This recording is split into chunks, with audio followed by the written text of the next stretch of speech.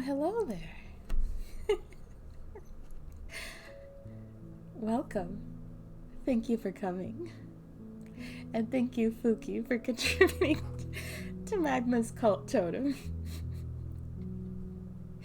Even though we have already finished Cult of the Lamb, it's even funnier now, I think, that donation. I'm going to be reading to you today, and I think I should start off by giving a little bit of a backstory to the story we are reading today. The reading corner, that's right. I love this little setup we have going here. Hello, Scronin. So if you're not familiar with Magical Girl Raising Project, it is reading. It's a dark magical girl series, somewhat like Madoka in that it does have some violence at times. Probably actually a lot more violence than Madoka. But at the same time, I believe this should be a relaxing stream. We'll see what happens. No, but really, I wanted to say that I know there are a lot of folks out there who believe the creators of Madoka and similar stories were trying to bait you into thinking you're going to experience a cute, wonderful story and it ends up being rather tragic. And I don't think that's the case. I think, maybe it's a little bit misleading with the first couple episodes, but I don't think the creators were trying to be cruel by creating a dark story, because it does have a message of hope that that you can take away from that. And I think from dealing with various mental illnesses, a story that has some hope to it, that also has a lot of darkness in it as well, is more realistic and easier to grasp as something to understand and take away from, if that makes sense for us. Anyway, it's not for everyone, for sure. Hello, Rasa. Thank you for coming to my little reading corner. I'm excited. This is so exciting for a lot of us because this is basically a collab between 11 altars, essentially. We did sort of similar thing with our Bug Fables playthrough and our Deltarune playthrough, but those were, what do I want to say? Not accidental, but not something we really set out to have various altars voicing the characters. It just kind of happened. But today we kind of organized it and thought ahead of time this time to see who will be playing who. Oh, I'm glad you like the setup too. So I'm going to let you know our little cast. It might end up changing, but our tentative cast of characters, not including very minor characters, but the main set of characters we have in our story. We have me, Meadow. Hello. Wait. I'm trying to wave. Hello. I'm going to be playing the narrator. See, let me also say, the main reasoning behind our decision in the cast here for our story today is just based on how we have recorded, I believe, this entire book before. And we're just trying to remember back who was probably voicing the various characters. So we're mainly going off of that to decide who will be voicing our characters today. Anyway, I will say that I am voicing the narrator. That's the reason that I'm the one that's streaming, because the narrator is going to have most of the dialogue. And I am also voicing Cranberry, who I kin. And I hope I hope nobody is alarmed by anything Cranberry might do.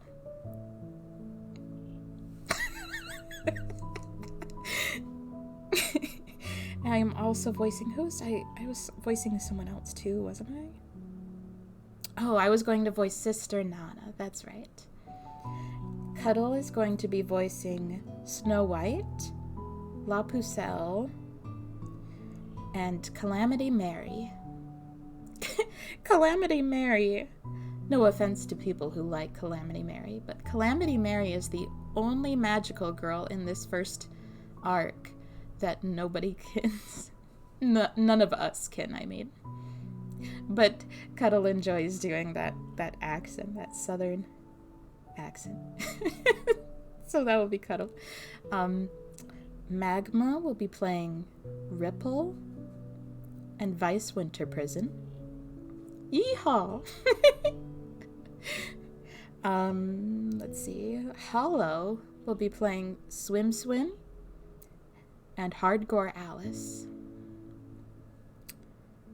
Of course, our ruler fictive, or Sanai, or Magenta, will be playing Ruler, because that's her. She's a fictive of her, so she has to play herself. Snuggle will be playing Tama and Nemarine. I almost said it backwards. Scare, or our Digit fictive, will be playing Meadow. Chalky will be playing Unile. Making sure I don't miss anything here.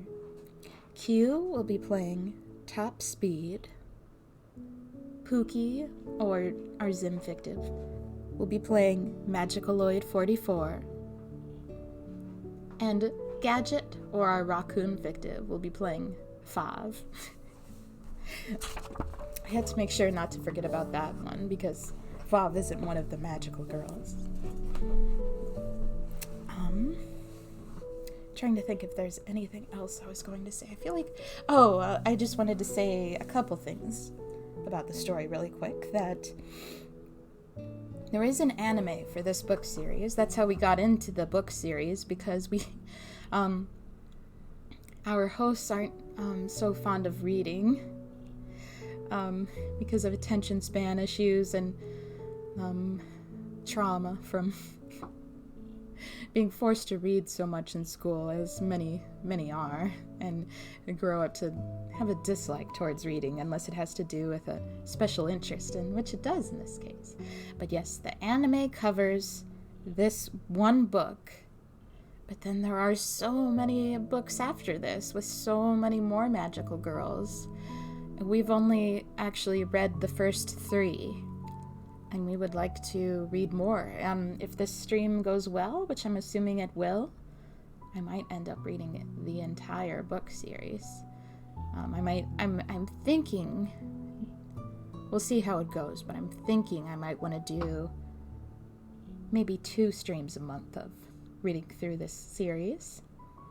But yes, this book covers the first arc, which the anime covers. And was there anything else I was going to say? Oh, I guess just that, like I said, we only read the first 3 books. So if this goes well and I continue reading through the series, me reading the 4th book on I will be reacting to everything along with you. So that might be fun when I get to that point. I think I'm finally ready to start. I guess all of us are. It's not just me reading. The only alters who aren't reading with us are Data and Base. And it's only because it's nothing that they aren't interested. It's just because there's no eldritch terrors or older men in this series. At least this book. Maybe they will be voicing someone in a later book in this series, if it were to work out. I suppose Fav is somewhat of an eldritch terror. Nana, or Data, actually kins that character, but vocally Raccoon or Gadget is a better fit for that character. I'm probably going to be drinking a lot of water as well. Anyway,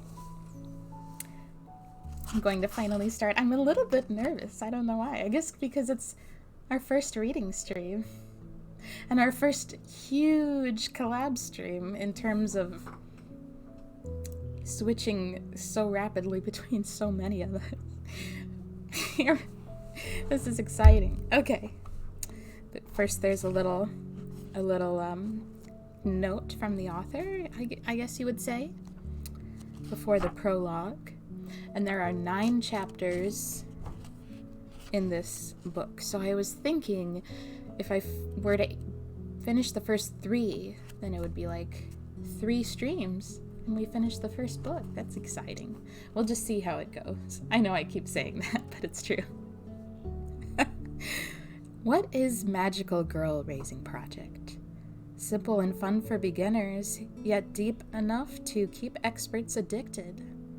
Beautiful card art from world-renowned artists. Highly animated characters like you'd find in an action game. 500 character types and 2,000 items. The combinations are infinite. Completely free to play. No purchases required. Ever.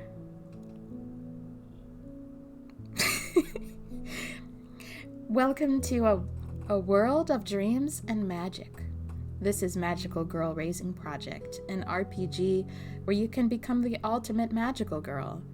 The Magical Kingdom has appointed you as Earth's guardian, a cute, fashionable, and powerful heroine who must use her powers to fight against the forces of darkness. But don't forget the magical pals, costumes, magical items, and catchphrases you also have at your disposal.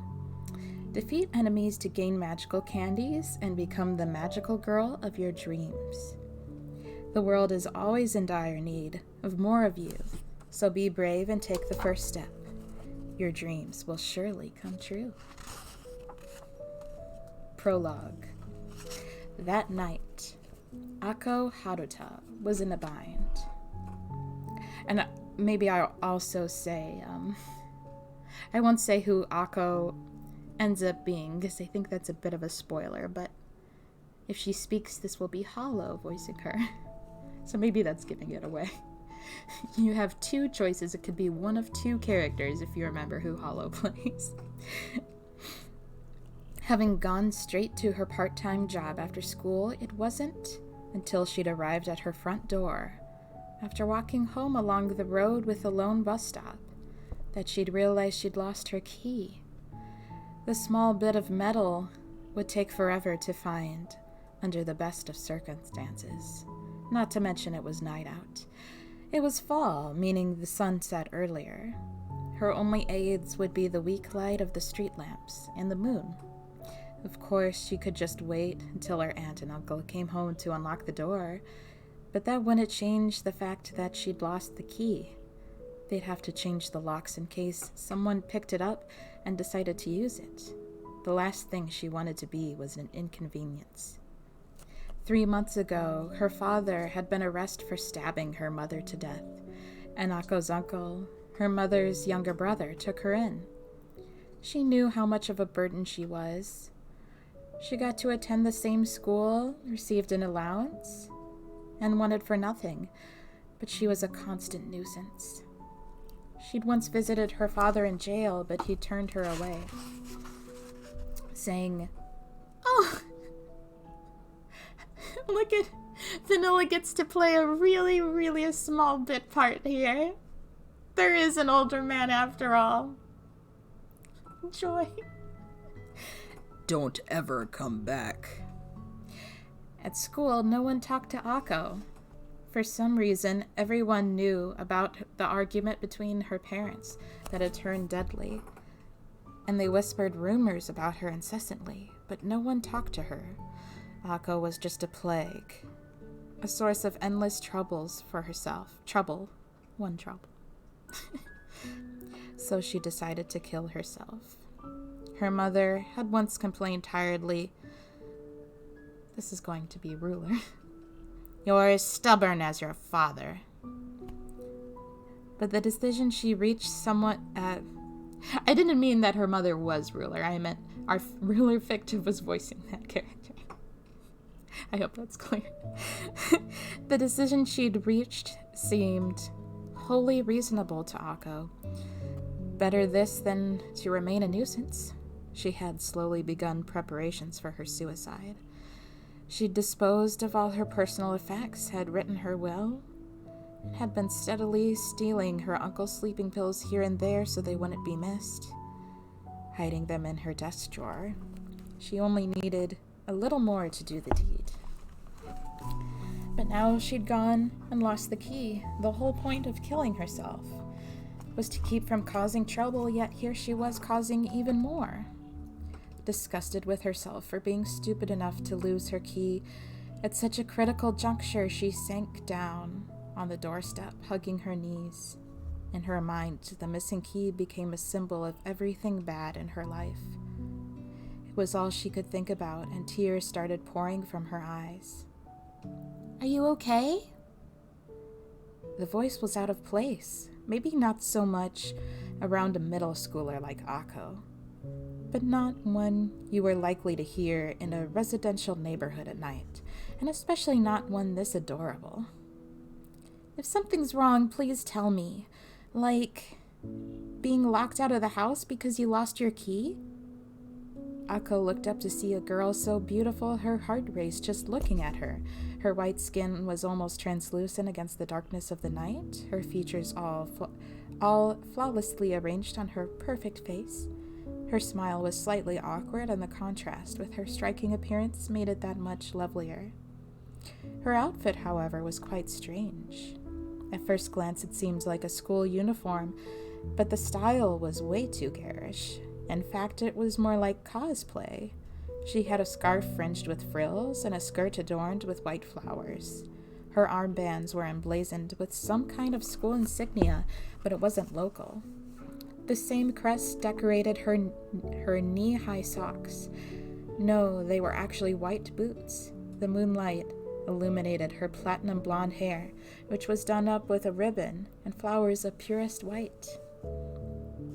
The words "magical girl" popped into Akko's head. Stunned, she somehow managed to convey that she had in fact lost her key.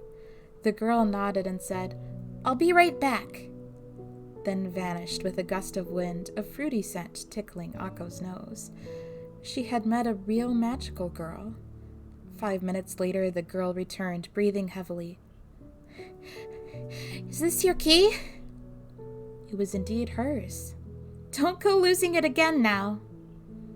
The girl smiled, and Akko, captivated, stood to thank her. Somehow, even though they looked nothing alike, her expression reminded Akko of her mother, back when she still loved her father. It was a cheerful smile that made others happy to see it. She bowed and thanked the girl, but when she stood up, no one was there. Her benefactor just had to have been a magical girl. Akko's spirit soared, and her heart felt warm. She didn't feel like dying anymore now that she knew magical girls were real. She'd been saved. Akko wondered if she could become one too. If she did, would people need her? The prospect was exciting. Did someone out there need Akko? I guess Akko didn't say anything there. She will later. I think it might be quite a bit later, though.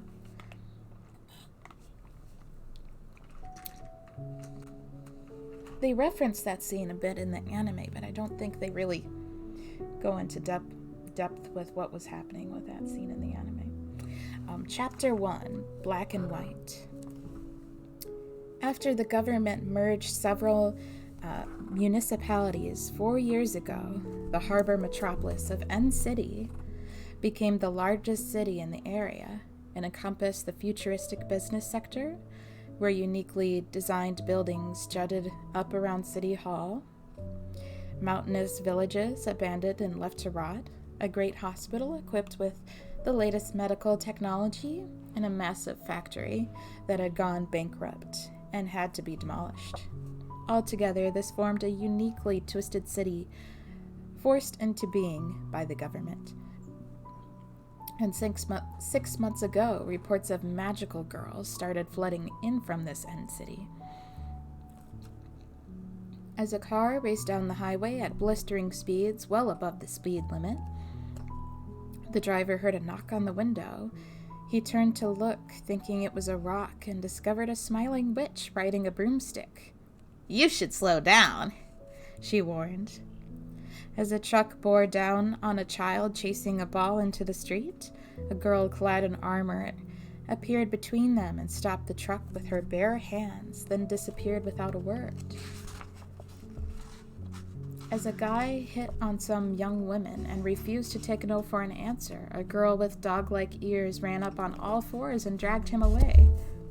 The only thing witnesses could agree on was that the girls were too beautiful to be human, yet their appearances, their clothes, and the situations in which they appeared were all scattered and unrelated. No one could tell the story the same way twice. At first, people laughed it off as overactive imaginations, tall tales, and general BS. But the sightings continued pouring in, and a video of 2 angels in flight holding hands was even uploaded to a video sharing website, causing the rumors to spread like wildfire. It's real. No, it's gotta be fake. In the workplace, in schools, on the net, people everywhere were talking. Sometimes self-professed recipients of their help stepped forward and shared their stories, fanning the debate over the believability of the videos and the existence of these girls. One witness swore that upon asking one, "Who are you?" the girl had answered, "I am a magical girl." It was at this point the mystery girls became magical girls. Fan sites and research blogs cropped up one after another online, and aggregate sites updated daily with news about the sightings. One of the latest was particularly thrilling. A gunslinger girl, like something straight out of a western, had raided the apartment of a triad gangster in the red light district, beat up the bodyguards, and stolen all the money and guns inside. Yeehaw. It didn't say yeehaw. Hey, doesn't this sound like it actually happened? Three middle school girls sat waiting at a bus stop, one showing the other two the screen of her smartphone. On it was an aggregate site with the latest magical girl reports. "You really like that crap, don't you? No way it's real." "What? It seems totally real, don't you think?" "The article's too believable. It's like whoever wrote it was actually there." "Yo-chan, you always shut me down." "Fine, so what if it does sound like they were there?" "I shut you down because what you're saying is stupid, Sumi. If whoever posted it was actually involved, one of the gangsters or the mystery girl herself would have to have written an article, and they aren't going to do that. Plus, aren't you too old for this?" "Wouldn't it be cool if they did exist, though?" The third girl, watching her friend's discussion, could no longer keep quiet. "Yo-chan, Sumi, you're both wrong. If magical girls were real, they wouldn't do stuff like that. They care about justice and helping people in need." "Thanks for the flowery opinion." "Yuki, your world is all like rainbows and unicorns, huh? It's almost delusional." Behind the bus stop where the middle school girls argued over the rumors was a 7-story office building, the 7th Sanko building. Atop its roof, a lone girl was considering the same article. She wore a Japanese kimono, but one showing enough skin to be a swimsuit. On her feet were extra-tall Gaeta wooden slippers, a shuriken pin in her hair. All in all, more of a costume than an outfit. Only a magical girl would go out in public with such a getup in End City. "Is this for real?" she asked, pointing at the article on her magical phone. The heart-shaped screen shut off for a moment. Then a light shone forth to form the holographic image of a sphere, hard and smooth like tile, floating in front of a lake background. Its right half was black, the left white, in an unsettling design.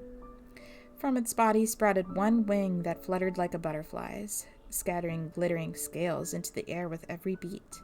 Its face was an emoji-like smile, frozen in place and never changing, from which came a high, childlike voice.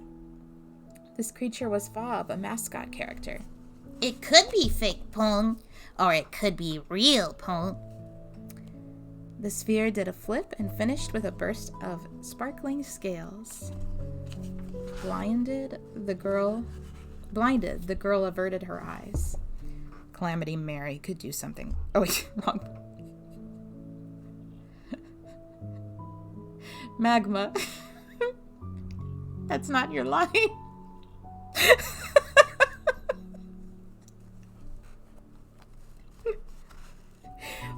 Let's start over there. Calamity Mary could do something like this, Pong. That silly girl loves to play the outlaw, so she tends to pull crazy stunts, Pong. Calamity Mary had laid claim to End City's Jonah district. Magical girls would often call the area under their protection their land or home, but she more fittingly called it her territory. Her actions warranted unkind descriptors such as vulgar, crude, savage, and more. Even the mascot had belittled her with outlaw. So it's true? Fav can't possibly tell you that, Pong. If Fav spilled the beans every time someone asked what another magical girl was up to, Fav would be a tattletale, Pong. And fairies hate tattletales, Pong. And what about this? She swiped a finger across the screen to a new page. Sightings of the girl in white vastly outnumbered those of all the other magical girls combined. She even had her own special section of the site dedicated to her. I think that's too many sightings. Oh, Snow White's page? She works the hardest of all, Pong. That's just the tip of the iceberg, Pong. She works double, even triple what you see there for the good of the people, Pong. The clearly inorganic black and white sphere with its organic-looking wing did 2 more flips and landed on a flower. Ripple, weren't you looking at that site before, Pong? Was I? Is a rivalry brewing, Pong? No, I'm just surprised she works so hard. Rivalries are good in Fav's opinion, Pong. It's a wonderful thing to have everyone competing, Pong. The girl, Ripple, looked away from her device, brought her dangling legs together, and dived from the edge of the roof she'd been sitting on, landing easily on the ground 60 feet below. Why'd you suddenly jump down, Pong? A pest is coming, so I just wanted to get out of the way. A pest, Pong? Ripple looked up from the valley between office buildings, and Fob followed her line of sight. A point in the sky grew steadily larger until it was recognizable as a person. Seeing who it was, Fob called out, Top speed! Top Speed, a witch riding a broom, descended into the concrete forest and peered at the other girl's face. How you been, Ripple? Ripple clicked her tongue loudly in response, and Top Speed smiled wanly. Prickly as ever. I should have hidden faster. We're both magical girls. We should get along more. Shut up. Well, anyway. Ripple tisked in frustration again, but Top Speed paid her no heed. She was a stubborn sort, one of the reasons Ripple disliked her. That very stubbornness probably prevented Top Speed from noticing too. Have you seen this article? Top Speed held out her magical phone to show the news site she had been browsing. The gist of it was that the costumes of the rumored Altruists in End City, aka Magical Girls, resembled the ones in the popular mobile game Magical Girl Racing Project. A lot of people are connecting the dots. This could be bad, don't you think? It's not a Magma keeps reading Fob's line. Come on. It's not a problem at all, Pone. Oh, yeah? If a magical girl was leaking information, that would be against the rules and a big problem indeed. But Fav knows none of you are so naughty, Pone. News stories about us from regular people are just free advertisement, Pone. It's wonderful, Boone. Little Sphere had a tendency to talk like a salesman. When Ripple had first transformed, she'd pointed this out. Fav had unabashedly responded, It's more like HR than sales.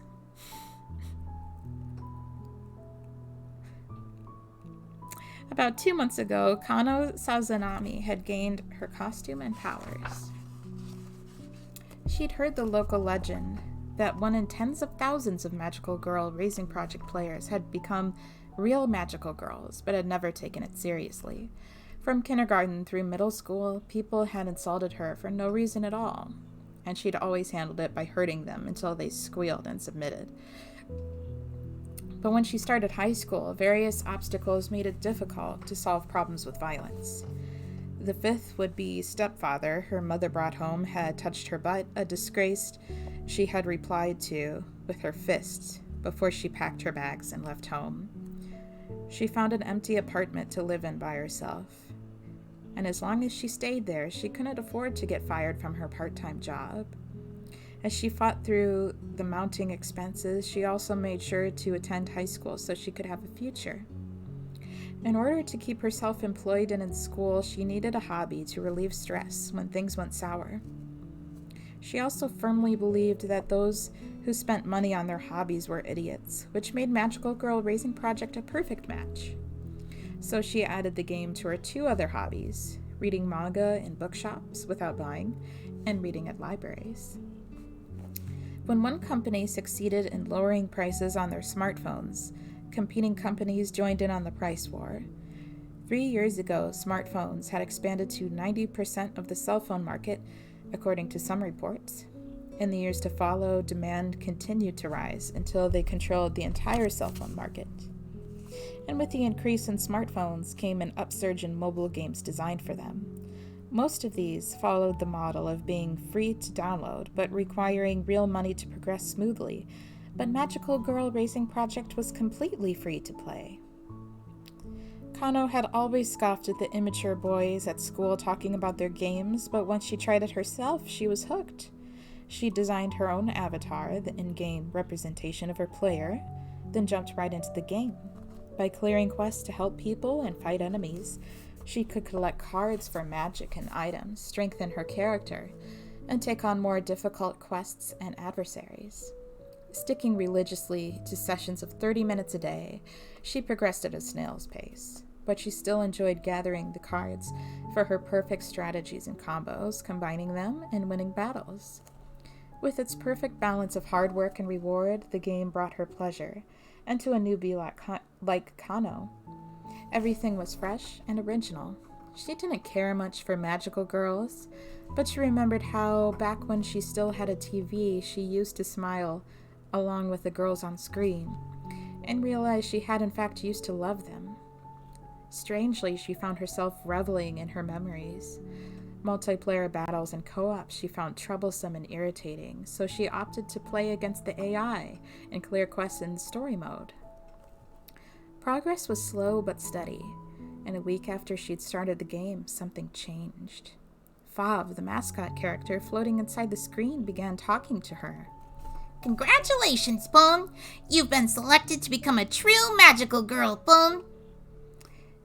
Thinking it was some kind of new event, Kano rapidly, I said Ripley, because she's Ripple, rapidly skipped through the dialogue.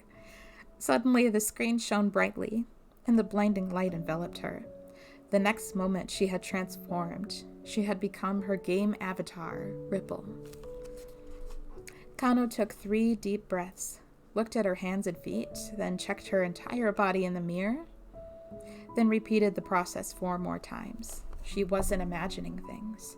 She pinched her cheek and felt the sharp pain. She wasn't dreaming.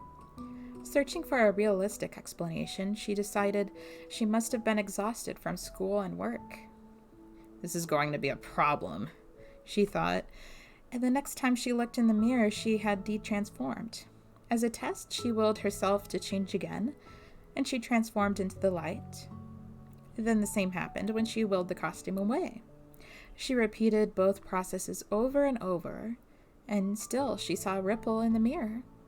Her face, body, Everything about her was different from Kano, especially the salacious outfit she would never be caught dead wearing.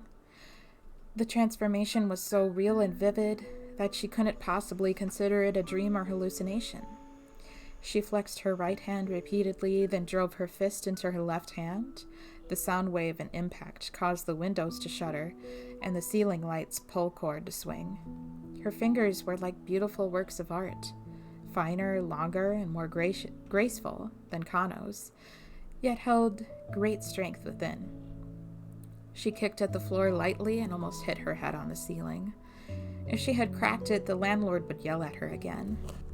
Her physical power had increased by leaps and bounds, clearly no longer a normal human's.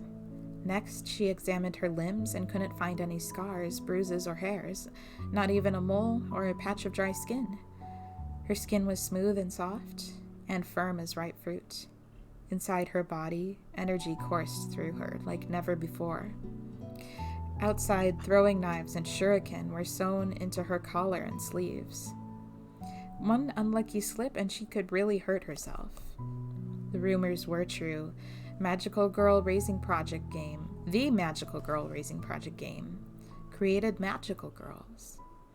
She regarded the beautiful, perfect face in the mirror one more time. What was she? A model or an actress or something? Even her voice was different, higher and clearer than normal.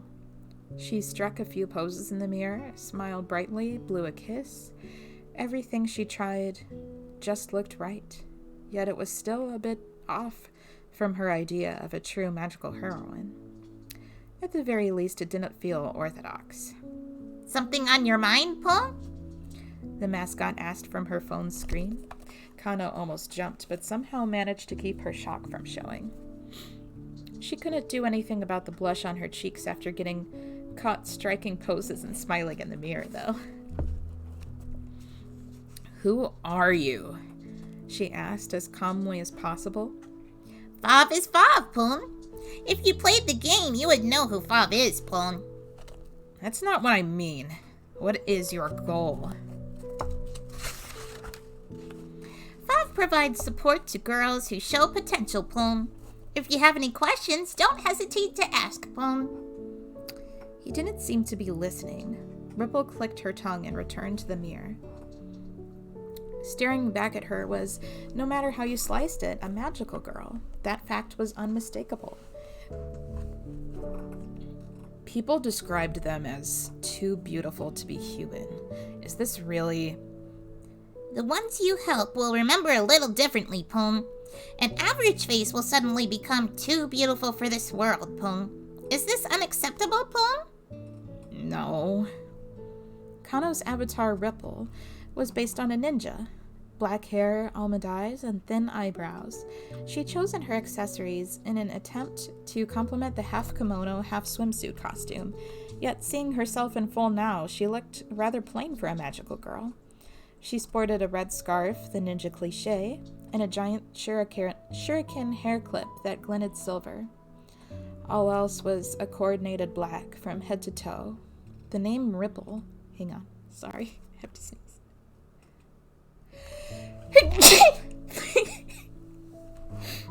The name Ripple she'd come up with by translating her last name Sazanami into English.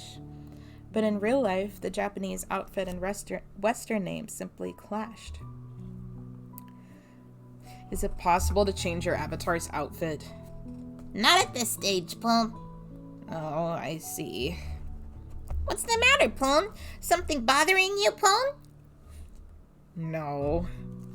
Love how you're doing all the different lines. Iconic reading stream. Oh, thank you. It's actually, I'm assuming by you. Oh, you're all. I just read that. Yeah. It's so fun. It takes a second to switch between us. So we might have to pause between the characters more than a normal person would, but I think we're keeping up pretty good. This is fun. Magma and Gadget are having a little argument.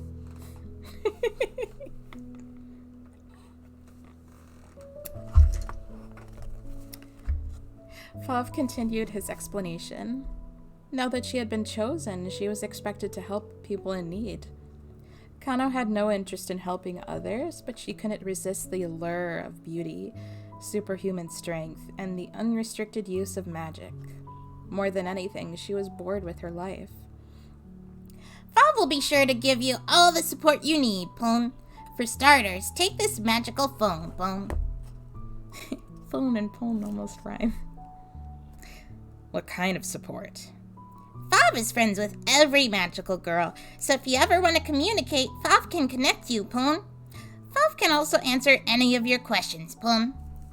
I love it. It's nice to hear you all on the same stream. I'm so glad. We were a little bit nervous, but also mostly very excited. It's really fun. I mean, like I said, we kind of basically have done this before with Bug Fables and Deltarune, but this time it's like really purposeful. It's not just, oh yeah, looking back, I could tell this character was played by this person. It's like we like came up with a cast beforehand. So it's a lot funner that way. What is a magical girl anyway? A magical girl is a magical girl, Poon. Don't you watch TV, Poon? But what exactly does that mean? The magical kingdom has granted you powers in order to help people, Poon. For what reason? What is the magical kingdom's goal? Don't you watch TV, Poon? She doesn't have a TV, Fav. Be respectful. Like I said. You're a magical girl now, and that's final, Poon. That is an irreversible truth, Poon. No matter what you ask, no matter what the answer is, you are Ripple, Poon. What? It was all incredibly fishy, but she couldn't deny the extraordinary phenomenon she was now a part of. With enough effort, Kano could get into a good university, but effort alone couldn't make her into a magical girl. For that, she had needed a fair amount of luck and latent talent. If she let this chance pass her by, she'd most likely never get another one. So after weighing her options, she made the calculated decision to accept. I'm pretty sure you don't get to accept. I think if she didn't accept, Fav would just force this fate on her. I don't think she has an option here. Kano reflected on her objective pro and con calculations. As a self-professed realist, she was impressed at how calmly and collectedly she had accepted such an unusual situation. Fav spoke up, possibly sensing her thoughts. If you cannot accept that magical girls exist, you wouldn't have been chosen as one in the first place, Poon. She wasn't allowed free reign of right off the bat, though. When Fav informed her she would need lessons from a more experienced mentor, Kano became moody. Just imagining it rubbed her the wrong way. Fav, you said you would be my support. Fav would love to help as much as possible, but there is only one of Fav, Poon. Fav cannot do everything, Poon. Kano remembered the game's forced tutorials and how slow and frustrating they were, simple button clicking over and over, clearly made for idiots with no imagination. She shut off her new magical phone and clicked her tongue angrily. She could barely stand to look at the heart-shaped screen. Talking to others had never been Kano's strong suit. To be honest, others in general had never been her strong suit. She had a deep dislike for people who herded together and thought they were tougher for it. This was one of the reasons she started playing Magical Girl Raising Project in the first place, so the looming prospect of obnoxious human relationships upset her. Her first impression of Topspeed, her mentor, was that she seemed like an idiot.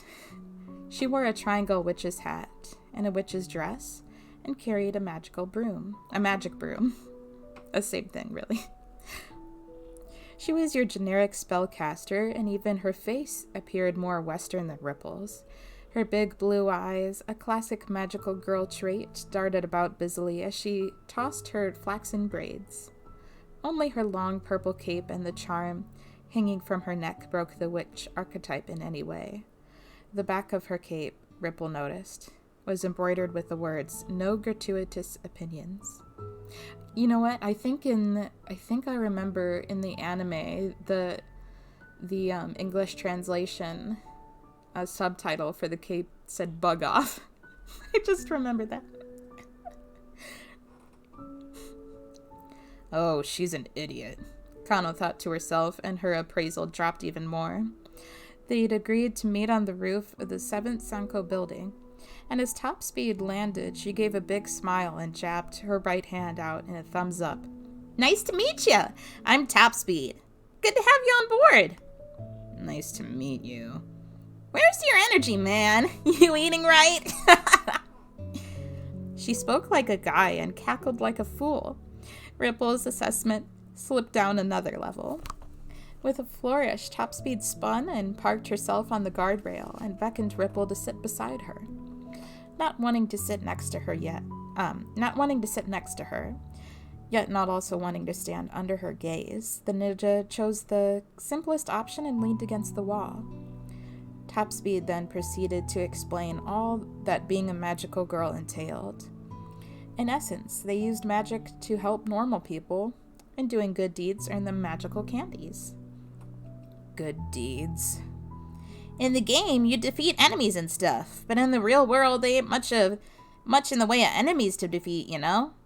I know it's not glamorous, but honest work like this is the best. Top Speed spoke with an air of experience, but Ripple just scoffed silently.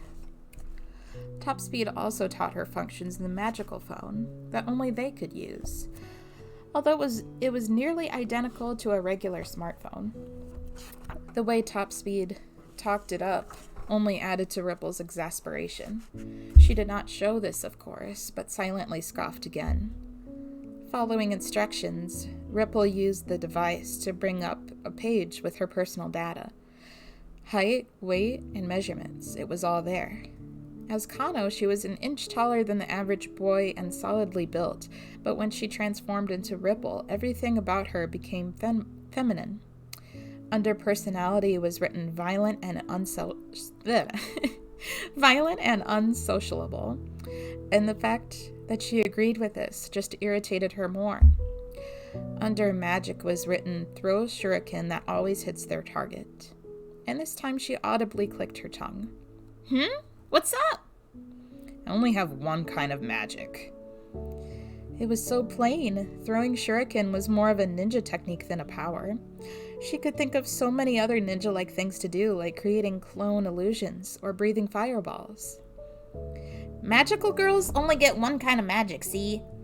It was easier in the game, when you could use lots of magic, but them's the breaks.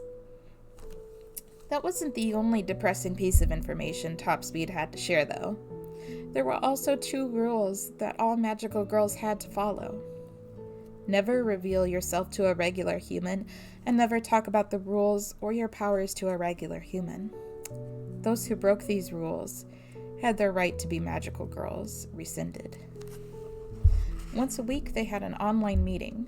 While attendance was not mandatory, it was a good idea to attend so as to not miss some major announcement. Certain members of their ranks were very territorial. The 2 places to avoid in the city were Calamity Mary's Jonin district and rulers Nishimonzen. The former loved to pick fights, and the latter was just aggravating to listen to. Both were an equal pain in the butt. Top Speed regaled Ripple with stories. For instance, Sister Nana had once stumbled into Calamity Mary's territory and was nearly killed for it. There was also the time a video of the Peaky Angels had made its way to the internet and caused a stir. The more she talked, the more Ripple checked out. When her mentor had finally finished, hopped onto her broom, and disappeared into the night sky, Ripple clicked her tongue. Hey. Yes, Plum? Who made her a mentor? Friendly... Sorry. Now I'm reading the wrong line. Friendly magical girls volunteer for the job, Plum. Top Speed's explanation might have taken 3 times longer than normal, but that just shows how thorough she was being, Plum. So not only had she been the victim of an overzealous busybody, but she had also suffered through a longer than necessary introduction. Ripple clicked her tongue louder than she had in years. To her, Top Speed had gone from idiotic mentor to idiot trying to act like a mentor. For some reason, Top Speed kept coming back to visit Ripple. Not even subtle sounds of dismay or saying to her face, "You don't have to come back," could stop her. She simply waved it away with a, "You're such a prickly pear." Realizing words wouldn't reach her, Ripple decided to ignore Top Speed. In the end, the witch would talk without interruption until she had her fill, then leave for the day. One time she brought a plastic container of boiled sweet potatoes, which Ripple grudgingly tried and found delicious. In summer, Kubegahama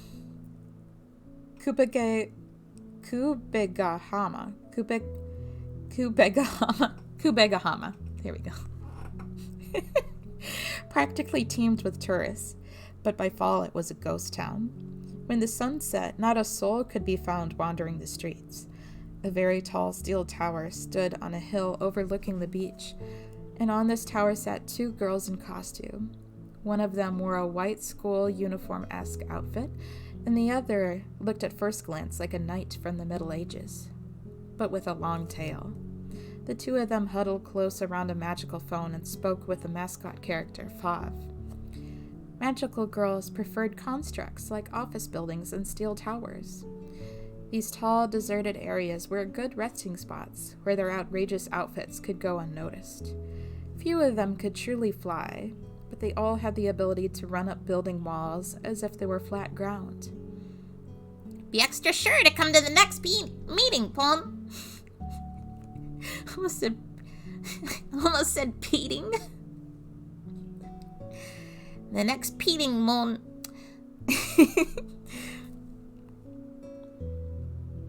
Wait, I'm trying to see who's reading the next line. "Why?" There's going to be an important announcement, Plum."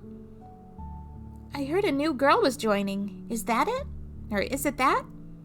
"That, and a big event as a result, Plum." "What kind of an event? What kind of event?" "You'll have to show up to find out, Plum." Snow White turned off her phone and rotated a little to the side. She drew her knees close to La Pucelle's, making it easier to converse. So, did you hear that?" she chirped. "I did." In contrast with Snow White's ill-fitting nonchalance, La Pucelle's response had a tinge of melancholy to it. Melancholy.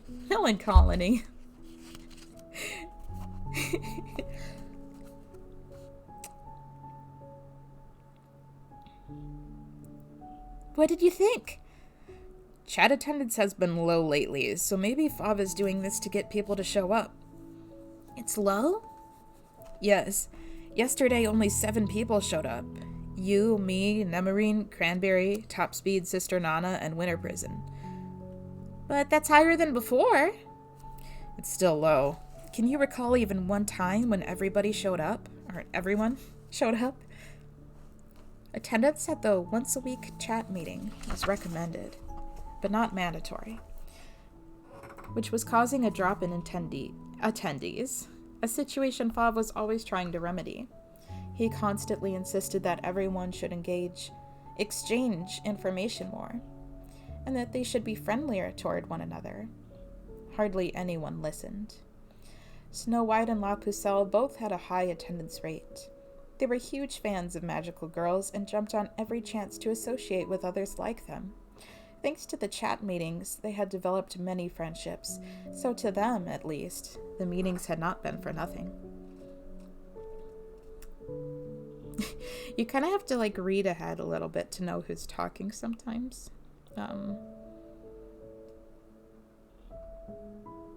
"The chat room is so tiny. I think it'd be really hard to squeeze lots of people in." The weekly chat took place in an imaginary meeting room, with each girl entering as a simplified version of her avatar. "It's not like we'll be literally squeezed, so what's the problem?" "Still, so..." "Also, La Pucelle jabbed her finger at Snow White, who stared blankly back.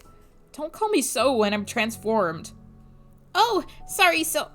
Snow White started to apologize, but made the same mistake again, so she laughed to try to cover it up. Her infectious laugh caused La Pucelle, finger still extended, to start giggling as well.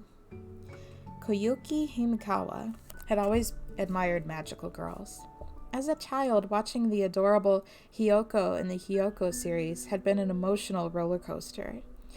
From there, she had moved on to the Star Queen series and the Cutie Healer series. Watching these brave girls fight against evil enthralled her. Her childhood friend and fellow Magic fan would also borrow older series, from a cousin for them to watch, which introduced her to girls like Mary, Rikabelle, and Miko. They used their powers to bring people happiness and never faltered, no matter what the danger. Koyuki even declared that when she'd show up, she'd become a magical girl just like them, which made her friend jealous, since he could only hope to become a sorcerer. As the years went on, more and more of her classmates began to consider magical girls childish, but even in high school, Koyuki stubbornly stuck to her beliefs. To her, they weren't just fiction. They had become an irreplaceable part of her being. But she knew people would only mock her. People would only mock her wish to become one and help people if she ever voiced it. And so she kept it to herself. But she just couldn't bring herself to abandon her dream.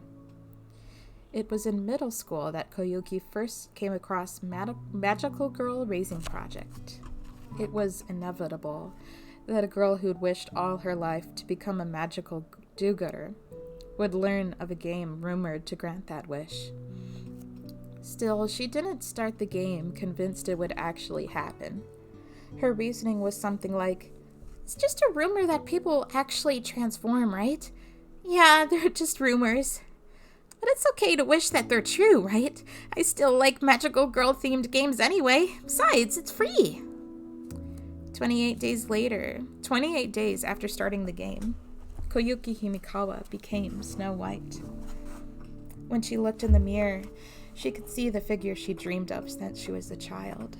She hadn't just transformed, but she had drawn it out on paper. She'd based the outfit on the school uniform from the most popular manga at the time, and as the name Snow White indicated, made her outfit entirely white and decorated it with white flowers. Oh, Fabot! I'm glad you could come. I was hoping you'd come since you've been enjoying the anime. While Koyuki had rarely been called lovely, let alone beautiful, the girl in the mirror was truly beautiful. Her skin was a translucent white, her eyelashes long. Snow White was an entirely different person from Koyuki, but it didn't seem odd that they were one and the same. She didn't think she was daydreaming either. You could pronounce it either way. The experience was surreal for sure, but also overwhelmingly authentic. She jumped and squealed with joy, smacking her head on the ceiling and then falling on her butt. Her mother, surprised by the noise, came to her room to investigate. Fortunately, Koyuki managed to change back in the nick of time and convinced her mother she had simply tripped. As a normal human once more, she started to think that maybe it all had been a dream, but then she transformed again. And there stood the magical girl Snow White. Yes! Yes! Yes! Congratulations, Bone! Yes, yes, yes! Thank you, Fav! I'm so excited to start! She spent the rest of that day smiling so widely her mother began to worry she'd hit her head. I mean, she did. She did hit her head on the ceiling. We went over this. That night, she snuck out to school, careful not to get caught by her parents. Late at night in the empty schoolyard, she hopped, leaped, kicked, punched, flipped, and somersaulted, slowly unleashing more and more of the power welling within her, discovering new moves she could never have done before. She had really become the heroine from her imagination. When the realization finally hit her, joy and excitement overwhelmed her without giving her a moment to breathe. She did a somersault again, and her skirt flipped up. Perhaps she should have made it a little longer compared to her school uniform. It was extremely short. She made a mental note to keep her actions more restrained in front of others. Oh, can I use any magic? You should check the personal data on your magical phone for that, Plum. She turned on her new gadget. I know him. And consulted the page listing various details on Snow White. Hey, Fav? Yes, Plum? Under personality, it says clumsy and strong sense of justice, which is fine, but what's this tendency to daydream? Humans find it difficult to view themselves objectively, Plum. Really? Under magic was written, can hear the thoughts of those in need, the perfect ability for Koyuki's ideal, the champion of the people. She was so grateful to the ones who made this possible. Thank you, Magical Kingdom. Thank you for giving me this wonderful power. That day marked Snow White's debut. Every night she'd sneak out her window to look for people to help. A middle schooler who'd lost her house key, a university student who'd had their car stolen, and a businessman under pressure for money, to name a few. There were also many troubles she couldn't do anything about, like concealing adultery, a boy unsure of whether or not to confess to the girl he had a crush on, or a retiree desperate for their pension. Non-binary retiree. Hearing the thoughts of those in need was the only special ability she possessed, so the only way she could help was to roll up her sleeves and join the fray with her magically enhanced arms, legs, and ears. However, the problems that could be solved this way were endless, and so work was never in short supply. Only 2 days after her first transformation, she was earning magical candies left and right, and the candy warehouse in her phone was filled with bottles, and she hadn't even met her mentor yet. At her first chat session, the girls welcomed her with open arms. They welcomed her with guns. There was Top Speed, her avatar dressed like a witch, Sister Nana clad like a nun, Vice Winter Prison dressed in a long scarf, Nemarine wearing pajamas, Musician of the Forest, Cranberry, that's me, draped in flowers, and La Pucelle in knight's armor. Top Speed shared her experiences, cracking jokes the whole time, while every now and again Sister Nana would interject with her own. Nemarine hardly spoke, saying she preferred to listen to what others had done. The silent Winter Prison simply stood at Sister Nana's side, as Cranberry played music from her chair in the corner. Just as the meeting was about to adjourn, La Pucelle approached Snow White. As it turned out, she was in charge of the area, just next to Snow White's, and had volunteered to be her mentor. They agreed to meet at midnight the next day at the tallest steel tower by the Kubagahama beach. Koyuki had never met another magical girl in real life before, and the excitement caused her to space out even more during class. She received 3 warnings from her teacher that day, and even her friends worried something was wrong. Becoming a magical girl hadn't changed Koyuki's passion for them in the slightest, and now she was going to meet and talk to one face to face. And not as a fan and celebrity, but as fellow heroes. It was impossible to calm her racing heart. That night, she made sure not to be late by arriving 15 minutes early. But when she climbed the steel tower, she found La Pucelle already there. Magical girls possessed great night vision, so even on that moonless night, she could see clear as day, the lone knight standing at the top of the tower. Her armor consisted of wrist guards, a breast guard, and shin guards, with a giant sword more than a foot wide and a yard long, slung across her back. An image of a fiercely roaring dragon decorated the sheath, horn-like hair decorations, and a tail accessory extending from her waist completed the dragon imagery. Her magical girliness, her femininity, however, was still quite apparent, even under all that armor. Where some might cover up, she left her cleavage and thighs clearly visible. Her hair was done up just so, barely touching her shoulders, with a few strands dangling from each side of her head.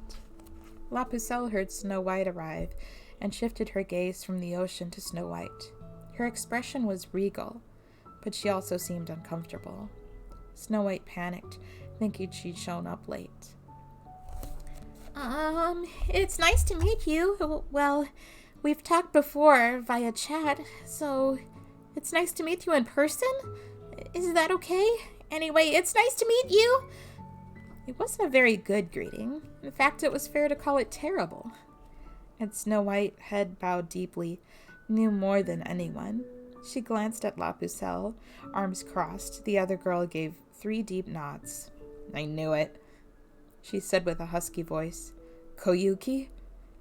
Question marks flickered in Snow White's mind at hearing her name from this person she'd never met. How do you know my real name? I knew it was you. It's me, Sota. Huh? Sota Kishibe. We went to the same school until 2 years ago. Don't tell me you've forgotten me. What? The reason Sota Kishibe had realized Snow White's true identity was simple. She closely resembled the drawing of a magical girl Koyuki had labeled her grown-up self. Sota, her childhood friend, had seen her draw it, even memorized it. The first time he saw Snow White's avatar, he had suspected it might be her. Meeting her in person just confirmed it. Friendship. The reason Koyuki Himikawa hadn't realized La Pucelle's real identity was equally simple. She never could have imagined that tan, energetic, soccer-loving boy as a regal female knight. Even knowing the transformation could change one's body, clothes, age, and physical prowess, she had never guessed it could also change one's gender. Trans rights. The two of them sat next to each other on the steel tower and chatted until the sun was nearly risen, rekindling their old friendship. So it was Magical Girl Raising Project for you too, Koyuki? Love the trans heart. Yeah. One day Fav just started talking to me. I thought it was some sort of event, and the next thing I knew, I was a magical girl. How long have you had your powers, so? About a month, I think. Man, I'm so surprised you ended up one. Hey, I've loved them. I've always loved them. I'm more surprised at you. I've always loved them too, you know. I just didn't tell anyone, Soda said. There was a world of difference between boys and girls liking this sort of thing. In middle school, a girl would be considered odd, while a boy would be considered a pervert. He'd had to walk a town over to get his fix at the DVD rental shop where no one knew him, and conceal his manga and light novels inside his school desk, hiding like a Christian in the Edo period. So, I thought you forgot all about magical girls and went for soccer instead. They'd been forced to go to different middle schools because they'd lived in different districts, but Koyuki had seen Soda running during early morning practice many times. Soccer's fun, but it can't scratch the same itch. I wonder if there are any other boy magical girls. According to Fav, I'm the only one in the area, and even globally it's pretty rare. Are you really a girl now? When I transform, I'm completely female. Yeah, no doubt about that.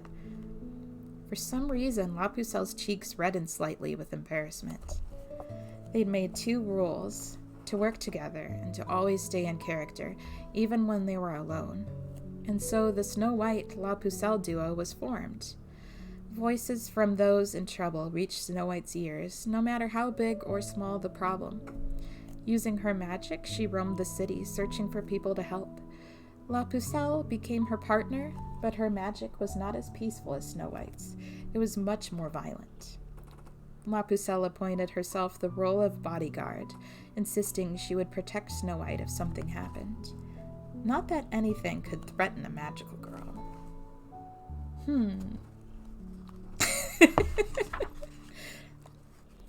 Chat number 1. The goal of Magical Girl Raising Project's chat function was to allow the players to communicate through their avatars. Thus, the weekly chats also made use of this function. The chat room, modeled after a conference room, opened its doors, and after one another, meow, the little characters made their way inside. Meow. How did a cat get in the chat room? How did this cat get in this chat room? I guess that's the cat room now. Cranberry, that's me, has entered the magical kingdom. Magicaloid 44 has entered the magical kingdom. Swim Swim has entered the magical kingdom. Top Speed has entered the magical kingdom. It really looks like the cat is just out of frame. He could be like on the floor of the couch here. On the floor in front of the couch.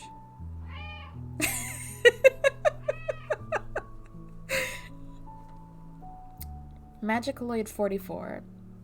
Or maybe I will, it has like, for the chat room, it has the character's name and a colon and then what they're saying. I think I will say the character's name just so it's really clear who's talking. Magicaloid 44. Greetings. Top Speed. Sup. Cranberry. And there's just a musical note emoji there. Snow White has entered the magical kingdom. Tama has entered the magical kingdom. Nummarine has entered the magical kingdom. Snow White. Good evening. Nice to see you all. Swim Swim. Yo. Tama. Arf! Ripple has entered the magical kingdom. Top Speed. Wow, look who finally decided to show. La Pucelle has entered the magical kingdom. Nummarine. Hi. Magicaloid 44. Greetings, rare character. Ruler has entered the magical kingdom. La Pucelle. Good evening, ladies. Calamity Mary has entered the magical kingdom. Ruler. Evening. Sister Nana has entered the magical kingdom. There's so many of them coming in. Winter Prison has entered the magical kingdom. Sister Nana. Good evening, everyone. Blessings to you all. Winter Prison. Hey. The magical kingdom would be a good Discord server. It really would. And everyone in the Discord server has to have their names be the different characters. Meow. Meow. You are so loud. Meanile has entered the magical kingdom. Unile has entered the magical kingdom. Calamity Mary.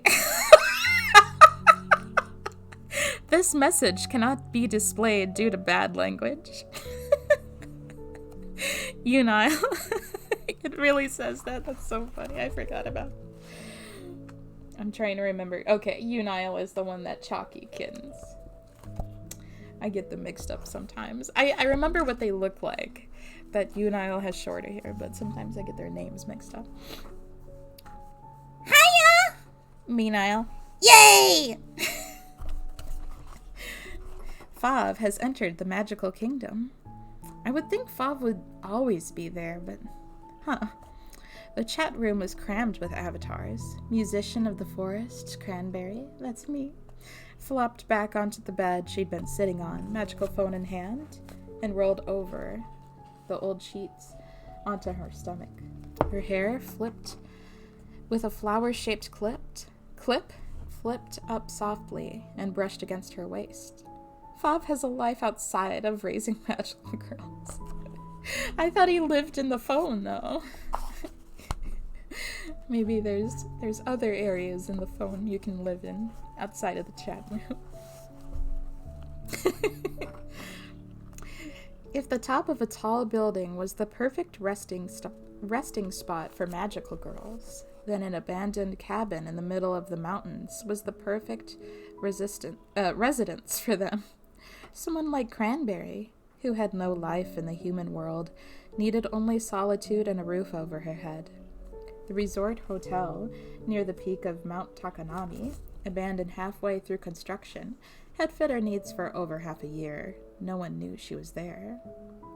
It's like the Emoji Movie. We still need to watch that. Or do we? Thanks to Fav's insistence that there would be an important announcement, no one had attempted to skip out on that week's chat. Some, like Ripple, were clearly there against their will and remained sullenly silent without even an attempt at a greeting. But still, every magical girl active in End City was accounted for. This had never happened once since the weekly chats had begun, and the small room was packed like a can of sardines. Top speed. Hey, weren't we getting a new girl? Fav. Oh, that's next week, Pong. Fav. Although this conversation does involve her.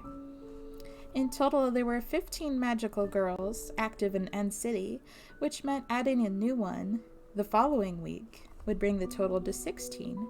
That was too much, even for a metropolis like End City. The mana that powered their magic depended on the land and was consequently a limited resource.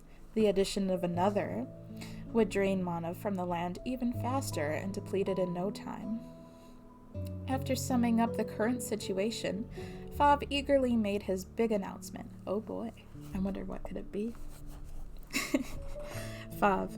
And so we'll be cutting down on the number of magical girls, Pong. 8 is our goal, Pong. The room was silent as the girls processed what Fav had just said. A moment later, a storm of criticism, a tide of complaints, and an endless stream of questions and concerns followed. The size of a rock is most understandable from the splash it makes. Speech bubbles from the avatars covered the screen, filled with everything from all caps to colored text, and it became nearly impossible to see anything in the already tiny chat room. Fav bowed and apologized over and over. He even seemed to be shedding fewer scales than normal. Exactly what method would they use to cut down the numbers? Let's think about that. Sorry. Fav. This magical girl chat is held once a week, Pong. Fav. So once a week we will announce who had been cut here. Fav. For 8 weeks, until 8 of you had been let go, Pong. Fav. The one with the fewest magical candies. Fav. I don't know if I should say the name every time it says the name on the... will be the one to go, Pong. They're cutting the girls in half? Maybe.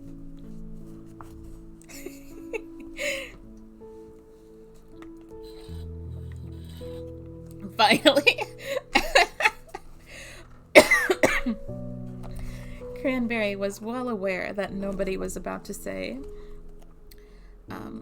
who do you think you are, pretending like nothing's wrong when we're in this thanks to your incompetence? If that's how it is, I quit.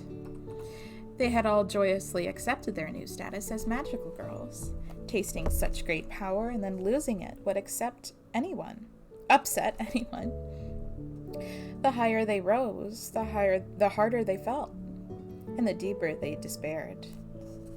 I think I won't read the name every time the name shows up unless it switches to a different character here. Fav. To repeat, once a week, the girl with the fewest magical candies will be cut, Pong. So please work your hardest to gather lots of candies, Pong. Fav is very, very sorry for the inconvenience, Pong. Oh, and there has been an update to your phone, so please be sure to check that out, Pong. That's all, Pong. See you here in 1 week. Cranberry logged out from the chat, turned off her device, and threw it at her pillow. In the week after the chat, magical girl sightings spread like wildfire. The internet was blowing up. A princess chased away a scary dog. Twin angels flew through the sky to recover a lost balloon. A girl in a white school uniform helped push a car out of a ditch. The farther they spread their activities, the more chances there were for them to be seen. They were desperate to gather as much magical candy as possible to increase their chances of ending up in the final 8, which drove up reckless exposure, traffic for news sites, and public awareness. What you looking at, Ripple? Ripple, sitting on the roof of an office building, heard a voice from above. She continued to stare at her magical phone, neither answering nor turning toward the sound. Oh, is that the news? Everyone's working so hard now, huh? Topspeed alighted next to her, and Ripple finally turned her head. Snow White's really working her butt off. Geez, save some for the rest of us, right? Sightings of the white magical girl were leaps and bounds ahead of the sightings of others. Meow. She wasn't even doing anything spectacular. Her assistance came in small, everyday actions like picking up dropped change, ferrying forgotten lunches, and reminding people to zip up their flies. Why wasn't this in the anime? Or was she simply not capable of undertaking greater issues? According to the internet, at least, it appeared to be the former. Snow White was the pure and righteous heroine little girls dreamed of becoming, the exact opposite of Ripple, who brushed off praise for her work by saying she was simply in it for the candy. It wasn't that Ripple didn't want to serve the community, but she was too embarrassed to say otherwise.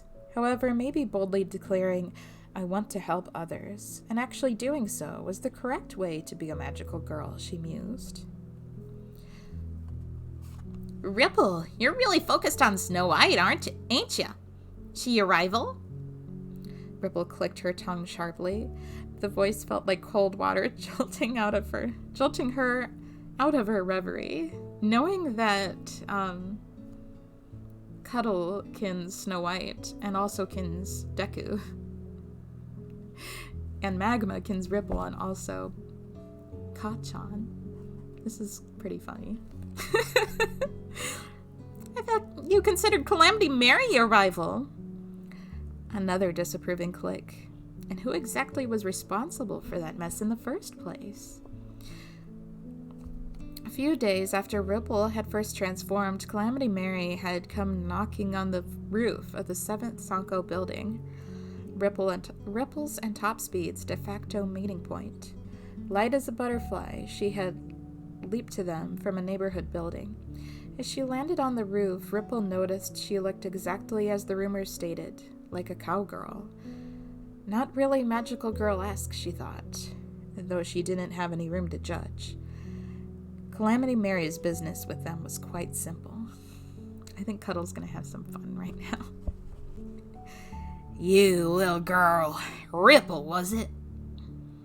She appeared to be in her 2nd or 3rd year of high school, and she was much more well-endowed than either Ripple or Topspeed.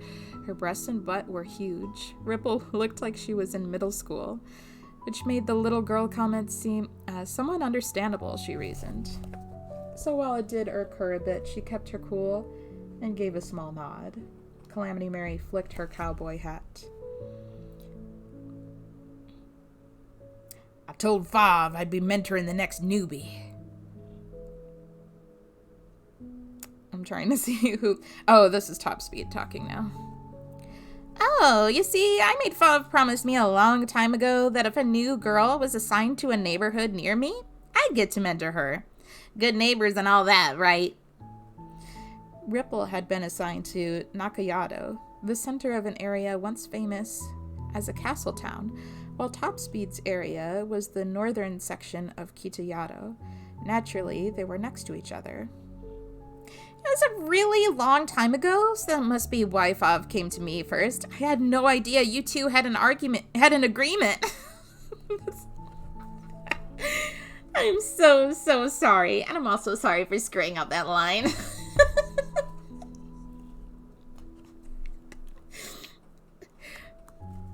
Oh? Calamity Mary continued to stare at Ripple, sparing no concern for Topspeed groveling with her hat in her hands. Ripple glared back. And meowed back too, apparently. Ripple was a cat. They didn't mention this until just now. The uncivilized staring and meowing was upsetting enough without Top Speed kowtowing to someone who was ignoring her entirely. What? In a flash, Calamity Mary's gun left its holster and fired at Ripple. Rocky or Bullwinkle? I think we generally like Rocky a little more, but Bullwinkle's very good too. Also, hello, Alex. Meow.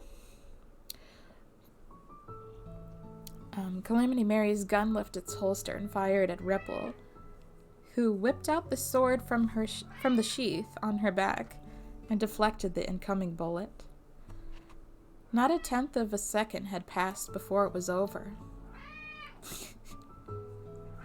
Flustered, Top Speed raised her head. What are you two doing? Ain't it obvious? Huh, little lady? Ripple glared hard at the pistol in Calamity Mary's right hand. Red smoke arose from the long black barrel. It was clearly no ordinary gun. Magic, maybe? Her sword-wielding hand was still numb. Top Speed inserted herself between the two and spread her hands to both sides. Please, sis, peace! Newbies always need to be taught respect. I'll scold her later, so please put down that gun. I'm begging ya. She shouted in Mary's direction, then whispered to Ripple. And you, put that away! Someone could get hurt! Calamity Mary spun her pistol before dropping it into its holster, and Ripple returned her sword to her back. Top Speed gave a sigh of relief. Peace, girls, peace. We're all magical girls here, right? Comrades? Ripple didn't know what Calamity Mary was thinking, but she doubted she'd holstered her gun because they were comrades like Top Speed had suggested. She didn't consider Mary a comrade, and most likely the feeling was mutual. Well, all right. I'll yell at Fav later. With that, Calamity Mary... Oh, wait. Was Calamity Mary saying that? I think Calamity Mary was saying that. Well, all right. I'll yell at Fav later. And with that, Calamity Mary grabbed onto the guardrail and flipped over it with ease. At that moment, Ripple's heart pounded again. In the other girl's hand was a pistol aimed at her. She totally missed the draw. Meow. Multiple shots rang out. What? I'll see if he needs anything at the next little break point. One bullet flew toward Top Speed, while two flew toward her. Ripple grabbed her mentor by the collar and forced her down, simultaneously drawing her sword again and deflecting the bullets from a crouch. She came back up ready to retaliate with the throwing knives hidden in her sheath, but Calamity Mary was already gone. You two, I swear. Top Speed stood herself up, rubbing her nose and forehead like she'd hit them. Why are you so quick to pull the trigger? Have some damn restraint. Ever heard of it? If someone picks a fight, you have to retaliate. Well, learn to choose your battles. If you go starting shit every time she gets on your nerves, you won't live long.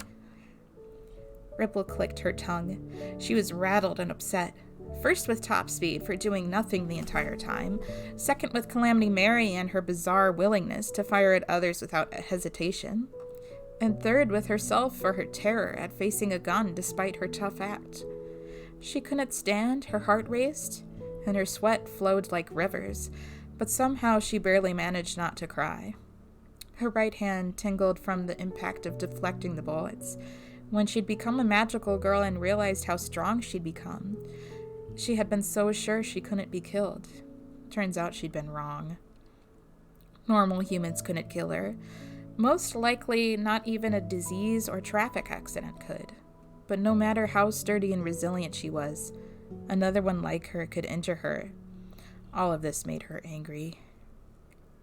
You're like a sword with no sheath, like I used to be. Things could get bad if I left you alone. You could get up to some serious danger, Topspeed said, exasperated. That know-it-all look, those crossed arms, the lecturing. Ripple angrily clicked her tongue again. And now I will take a very short break to see if Scooper needs anything because he's been yelling so much.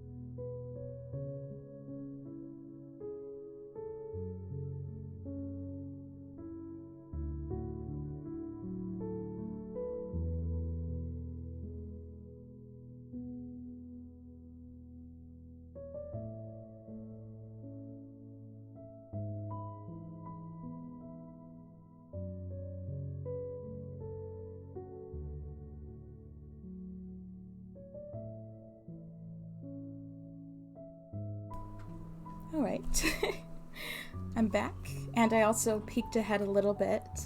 I think we might get through chapter 2 tonight. We're almost done with chapter 1, and 2 seems pretty long. So we'll see how it goes. We also don't have to stop right at the end of a chapter. We could also pause at a break point. We have these little 3 diamond shapes indicating it's switching perspectives. Right.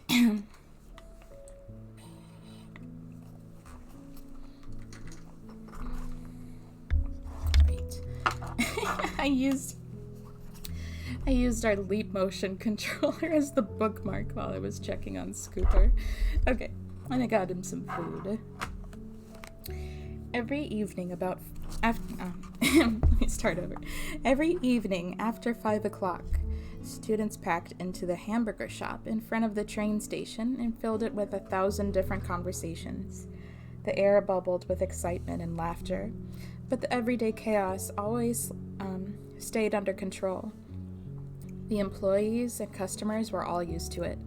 Amid the hustle and bustle, 3 middle school girls occupying the 3 window seats near the door carried on their conversation like normal. One of them gestured at her smartphone and talked excitedly. The sightings are pouring in like crazy! See? Magical girls just have to exist! Sumi, are you still going on about this? Not even you can deny it when there are so many witness reports, Yo-chan. They totally exist. So totally exist. Of course I'll deny it. There's no freaking way. Hey, Yo-chan, why don't you believe in them? You tell her, Koyuki. You speak for all the dreamers out there. I don't know how to explain it. It's just plain embarrassing.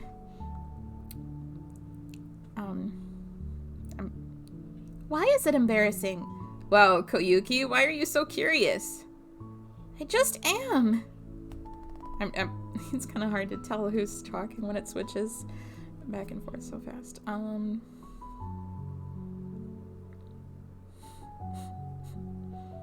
Like anime and stuff, when a girl transforms, there's a second where she's completely naked, right? It's like, are you an exhibitionist or something? That doesn't happen. The media's lying to you. No, wait. Snow White's saying that line, right? That doesn't happen. The media's lying to you. Calm down now. We're only talking about cartoons here, right? Were you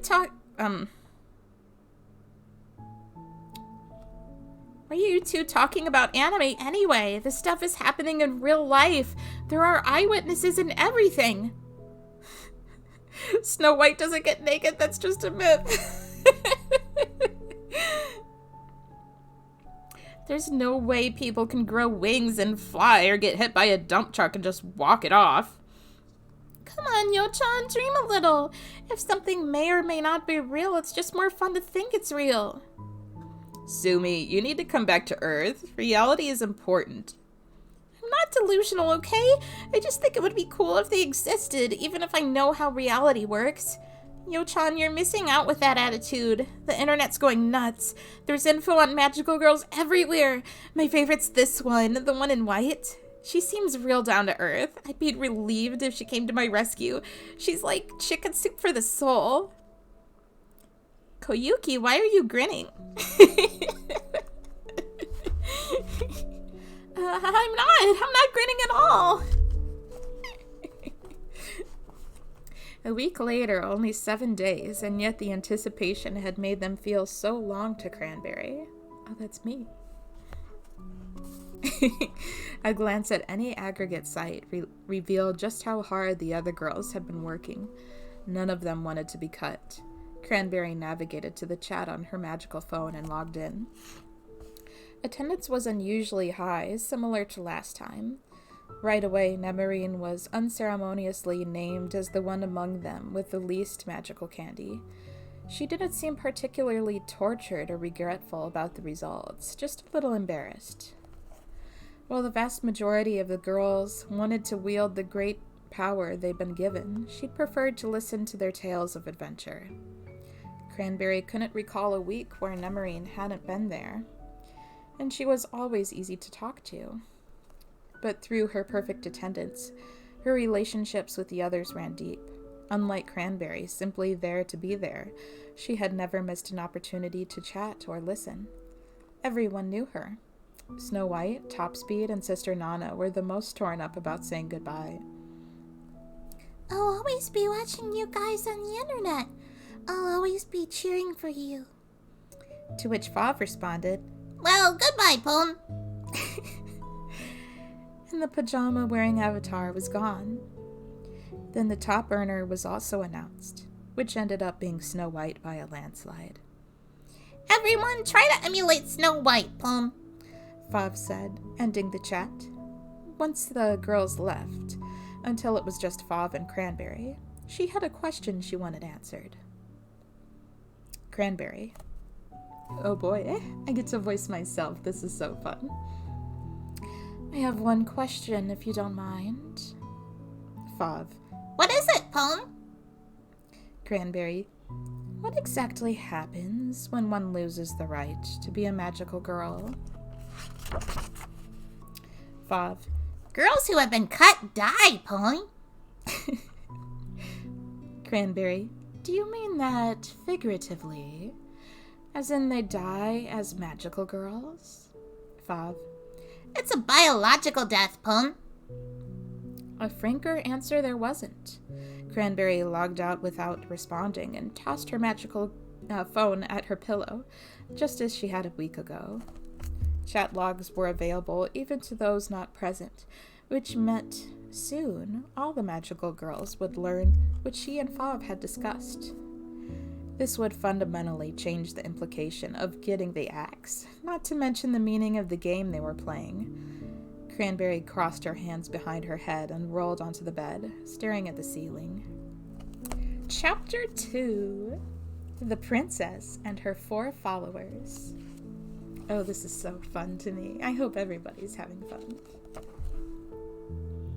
Magical girls weren't so different from normal humans in terms of their species. They were human, and humans could become magical girls. But the ones who made that leap could no longer be compared with normal people. Thank you for contributing to Magnus Cult Totem, Pookie. This stream's really good for before bed. Very relaxing. Oh, I'm glad to hear that. I forgot where I list was. Oh, but the ones who made that leap could no longer be compared with normal people. Magic allowed them to draw forth exponentially more power. This is awesome. Oh, I'm so glad to hear that. We all are. To lose the right to become a magical girl is to lose one's essence as a living being. In other words, death, Pone. Wait. I'm trying to see who's reading. I mean, who's reading? Who's talking here? I think this is Demarine. That's exactly the problem. I'd rather go back to being normal than die. No, wait, maybe she's already dead. I think this is Snow White talking, actually. I think. Also, thank you for the heart, Spooky. That's exactly the problem. I'd rather go back to being normal than die. Complain all you like. There's nothing that can be done now, Poon. Nothing that can be done? Magical girls are natural-born warriors. Their destiny is to fight, Poon. Unflinching in the face of danger, they use brains, courage, and magic to overcome any crisis. The stronger the foe, the greater the joy. It was Snow White, okay. Snow White shut off her magical phone, abruptly ending her conversation with Vav. A few days ago, she'd read through the logs and found the conversation between Cranberry and the mascot, which had led to a never-ending argument that only spun its wheels. When she said she'd rather quit than die, Vav revealed that if she quit, she'd die anyway. You should have warned us. No one forced you to pick up the game. On and on, the argument stretched. They were like two parallel lines, never meeting in the middle. Snow White sighed. She couldn't tell anyone what she was. Doing so would mean she'd forfeit her powers and die. She couldn't even tell her parents or her friends. Her life would end, or she'd perish on the spot. 2 days after the chat, a small blurb in the obituary section of the local newspaper revealed that a 24-year-old female, one Nemu Sanjo, had passed. Her time of death was the time the chat had ended, and the cause of death was a sudden heart attack despite no history of illness. All these factors led to one conclusion. It had to have been Nemarine. We're really gonna die. Snow White sighed again, then gazed out at the horizon. With her magically improved eyesight, she could see every detail of the ocean, even from atop the steel tower. Dozens of fishing boats were setting out for the open ocean. They get to be so carefree, and I have to deal with this. She felt an unreasonable anger inside, but knowing it was irrational just made her depressed. I've just been worrying about myself. I'm putting my own life above Nemarine's death. We talked so much, and we were such good friends, but after some crying and a night's sleep, all I can think about is myself. I feel guilty. I'm scared to die. My stomach hurts. I want to throw up, but I don't want to die. I don't want to die. I don't want to die. I don't want to die. I'm scared to die. An electronic beeping brought her back to reality. Next to her was La Pucelle, fiddling with her magical device. What are you doing? She heard a noise like a level-up chime from an RPG. Mind checking your magical phone for me? Sure, but what are you doing? She turned on her phone and checked the screen. Displayed were the time, humidity, temperature, her magical candy total. Huh? Assuming her memory wasn't off, she'd have had more candy than the previous night, yet somehow her total had been cut in half. I think we just mixed up, La Pucelle and Snow White's voices there for a second. It's kind of confusing sometimes, with any book, really. But anyway, we'll just continue. Wait, what the heck happened? Oh my gosh! Calm down, I'll send them back. Again came up the level up sound, and Snow White's candy total was the same as she remembered. What is this? Vav told us there had been an update to the magical phones. They added the ability to share magical candy. You could do it even if the other phone is off. It takes a little while to complete the transfer, though. Oh, so? It's probably Fav's way of telling us to work together to get more candy, considering the timing of the update. Snow White studied the night sitting next to her. Even with the cold and cloudy night sky as a background, her face was noble and beautiful, and just a little bit excited. So, are you going to go get candy? Stop calling me so. And if I don't gather candy, I'm gonna get the axe, literally, so it's better than nothing. You're not scared or anything? Are you scared, Snow White? Sure I am. I don't want to let anyone else die or die myself. And I want to be able to see my parents, my friends. I want to be able to watch magical girl anime. Priorities. Eat good food. See cool stuff. Laugh. I know it's scary. I'm scared too. Who wouldn't it be? La Pucelle's expression hardened. Startled, Snow White tried to distance herself, but La Pucelle placed a hand on hers. Snow White swallowed, finding herself unable to reject her. How am I supposed to watch anime if I'm dead?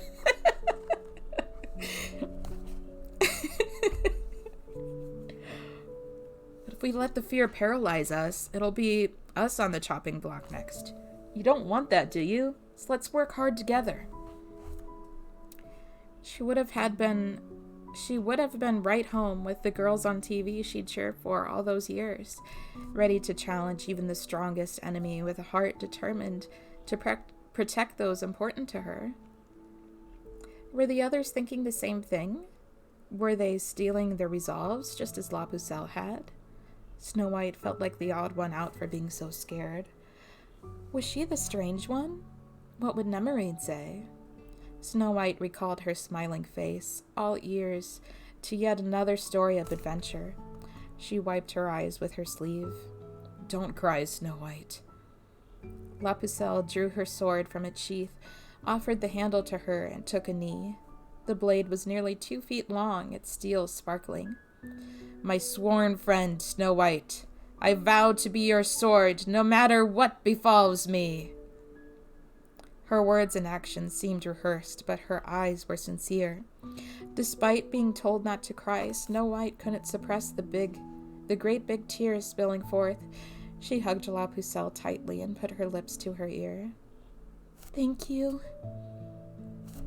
Sensing the warmth of La Pucelle's body, her face began to burn. She glanced at her friend, whose cheeks also seemed to burn a deep shade of red. Gay rights, too.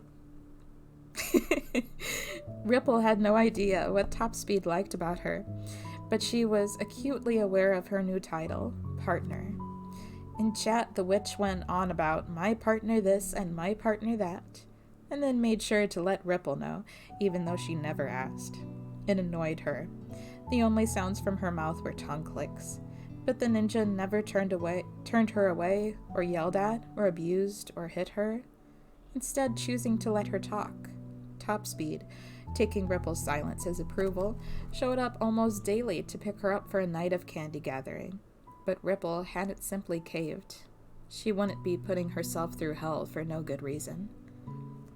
Ripple's pinpoint accurate shuriken only helped those in need if they were in a very dangerous situation, and those didn't happen every day. Ripple's only recourse was to use her enhanced physical abilities, something any other magical girl could do. She had no special advantage. Top Speed, on the other hand, had the unique ability of flight, thanks to her magic broomstick Rapid Swallow. This was far more useful than Ripple's ability to throw things. I mean, anyone can throw things. It wasn't a matter of helping people more easily. It was much easier to search from the skies for chances to lend a hand. When she heard about Nemarine's death, Top Speed raged and cried. Ripple, however, calmly considered what actions to take in the future. Of course, she couldn't deny she was angry at the mysterious force putting her life in danger, and the fear of death was so painful she wanted to clutch at her chest to suppress it. But still, she did her best to remain calm. She had to gather candy like her life depended on it, because it literally did. Everything that could be used should be used. If Top Speed provided a unique advantage, she had no choice but to put up with the irritation and silence. From Rapid Swallow's rear seat, she zoomed around her designated area, earning points. Top Speed's dedication to survival was greater than expected. I can't die, she declared to Ripple with an oddly serious expression. The silence she got in response had prompted an addendum. I just need at least another 6 months. she whispered. Ripple questioned this oddly specific amount of time, but Topspeed simply smiled wryly and didn't answer. She wrote it off as more babbling. So today we'll be flying along the National Highway, okay? Roger. I wish there was a place we could earn a little more points, though. Ripple had suggested the red light district would be more profitable, but the largest one in the city was in the Jonan district. That was Calamity Mary's territory, and Topspeed had firmly rejected the idea. Ripple had questioned her lack of dedication, considering they could die if they failed, but Topspeed insisted it made no sense to put themselves in danger when the goal was to live longer. In the end, they settled on making do with the districts they had been assigned. Nakayado and Kitayado had respectable populations, but the militaristic air of their castle town days was long gone. Truthfully, the people were quite mellow. This was not a bad thing. In fact, she preferred this, but that naturally came with a lower number of opportunities to assist. The two of them stayed up all night searching for problems to solve, even skipping meals, and generally kept quite busy. Of course, once a magical girl was transformed, hunger and fatigue became non-factors. But above all, they didn't want to die. While annoying but useful, thus worth putting up with, was Ripple's appraisal of Topspeed, something she'd obviously never say out loud. She couldn't help but raise that evaluation a little every time they landed on the roof of the 7th Sanko building after a ride on her magic broomstick. Since each girl had her own unique ability, forming a team with trustworthy people was the best way to gather candy efficiently.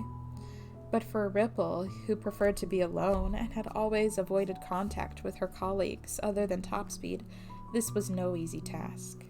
For this reason, Topspeed flew in 2 more of their number. With her wide network of connections as a regular chat attendee, it was no surprise she knew a few who could be trusted not to stab them in the back, at least. Gonna head to bed. Have a very restful night, Teresa. Thank you for coming. It's been a lot of fun. The two introduced themselves as Sister Nana and Vice Winter Prison. Sister Nana's appearance was obviously that of a nun. Sweetest dreams, yes. Her costume resembled the traditional habit, especially the veil and long skirt, and her face had an air of kindness to it. Yet a real nun would never allow a thigh-high slit on her skirt or wear a garter belt on top of white stockings. Ripple wondered if it was just a magical girl style to inspire lust with normally impossible combinations. On first glance, Vice Winter Prison seemed to be a man. Her brown hair was trimmed short, and she was a head taller than Ripple. A coat covered in belts, almost like a straitjacket, draped over her body. The scarf around her neck was so long it dangled by her feet, and she used it to hide her mouth. Her austere garb was colored black from head to foot, and while her face was beautiful, as befitting a magical heroine, it was an androgynous beauty. Non-binary rights. The coat around her hid all signs of feminine lines. She most strongly resembled a prince of a foreign country. It's good to meet you, Ripple. I'm Sister Nana. Pleasure to meet your acquaintance. This is Vice Winter Prison. Hi. Sister Nana spoke softly, which to Ripple meant she was slow of mind.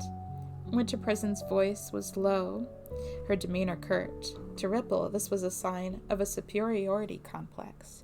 Neither made an incredible first impression, but then again, no one had ever made a good first impression on Ripple.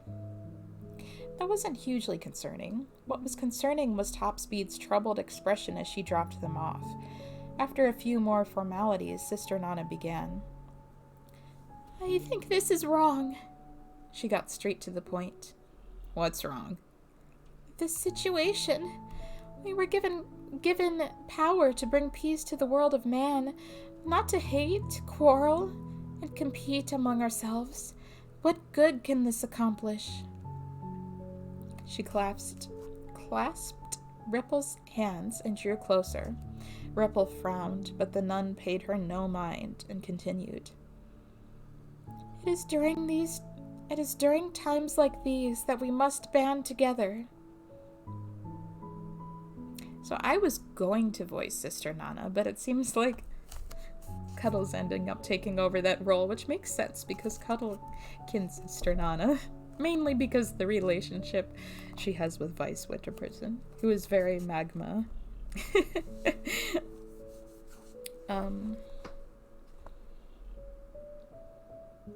Yeah, but what exactly are we supposed to do?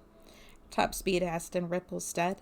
Sister Nana turned her head to face the witch, her hand still gripping Ripple's, and smiled gently. Gripping? I said grippling. Gripping Ripple's, and smiled gently. That is what we should first consider.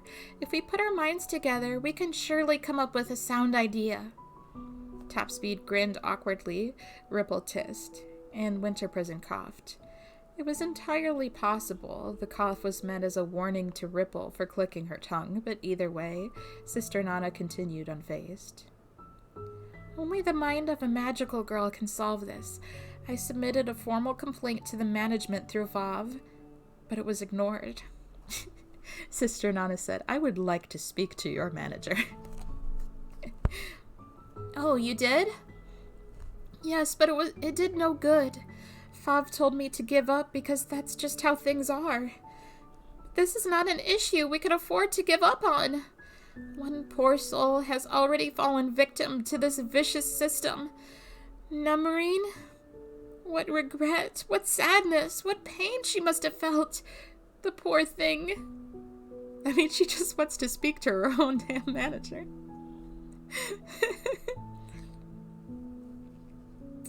A single tear spilled from Sister Nana's eye. Ripple clicked her tongue. Just like the class president she'd had in second grade, Sister Nana expected people to flock to her by spouting pretty words. Just like her 7th grade homeroom teacher, she pitied others in order to think of herself as kind. Just like, well, many women, but her mother most of all. She felt no shame in crying. She also didn't seem to be proposing they work together to gather candy. Ripple wrested her hands free from Sister Nana, sending her toppling into Winter Prison's arms. The nun's shoulders quivered as Winter Prison held her close. Oh, the poor soul. Behind Sister Nana, Winter Prison glowered at Ripple, her eyes ablaze with anger. The gesture was returned with murderous intent.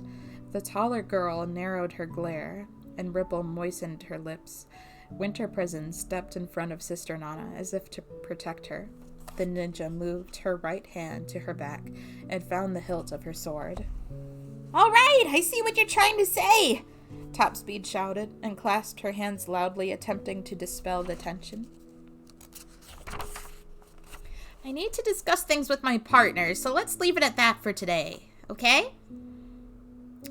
We need to act fast to prevent any more victims. Yeah, I know. Understood. Which is exactly why we want to talk things over first. We know how important this is, and that's why we don't want to decide lightly. Sister Nana seemed unsatisfied but begrudgingly nodded, and the two girls hopped on Top Speed's broom and sipped away. Upon her equally rushed return, Top Speed put her hands together and bowed deeply to Ripple. Sorry. Go to hell. Seriously, I'm sorry. They just wanted to talk, so I was like, why not? I didn't think you'd get so pissed. And on the off chance they had a good idea, why not go along with it? I really don't want to die either. At least not for 6 months. Why was she so insistent on 6 months? Ripple clicked her tongue. How many times had she done that today? So irritating. It's not like they meant any harm, you know. You guys just didn't gel, I guess. Don't go starting any fights here. No way I'm gonna let myself die. not getting caught up in some brawl between you and Winter Prison. It seemed to Ripple that Topspeed's insistence on survival wasn't because she was simply afraid of dying. 6 months, huh? What's in 6 months? Ripple pointed at Topspeed. You're back. It says no gratuitous opinions. Oh. You have no spine. Yeesh, you're harsh. I really don't recommend fighting Winter Prison, though. Remember what I said before? Apparently she saved Sister Nana from Calamity Mary by tackling her head on. Sister Nana told me all about it with a little blush. Gay rights. Ripple remembered Sister Nana's tears as she lay in Winter Prison's arms and scowled. That they didn't gel wasn't even the half of it. The point was Nana's plan wouldn't do any good. She's not a bad person. Delusional religious fanatics disgust me. I don't think she's exactly delusional. More like rotten, I think. Well, either way, we're back to patrolling the roads for candy. We still need to defend ourselves. We can just run away. I'm the fastest in town, you know. They don't call me Top Speed for nothing. I'll always leave the rear seat open so I can swoop down and rescue ya. No one will catch us. That's why I'm playing this game fair and square. I'll keep watch from the skies and intervene when something happens. That should be enough to land us tons of candy. Ripple knew any further discussion would only prove fruitless, so she silently sat behind Topspeed and wrapped her hands around her waist.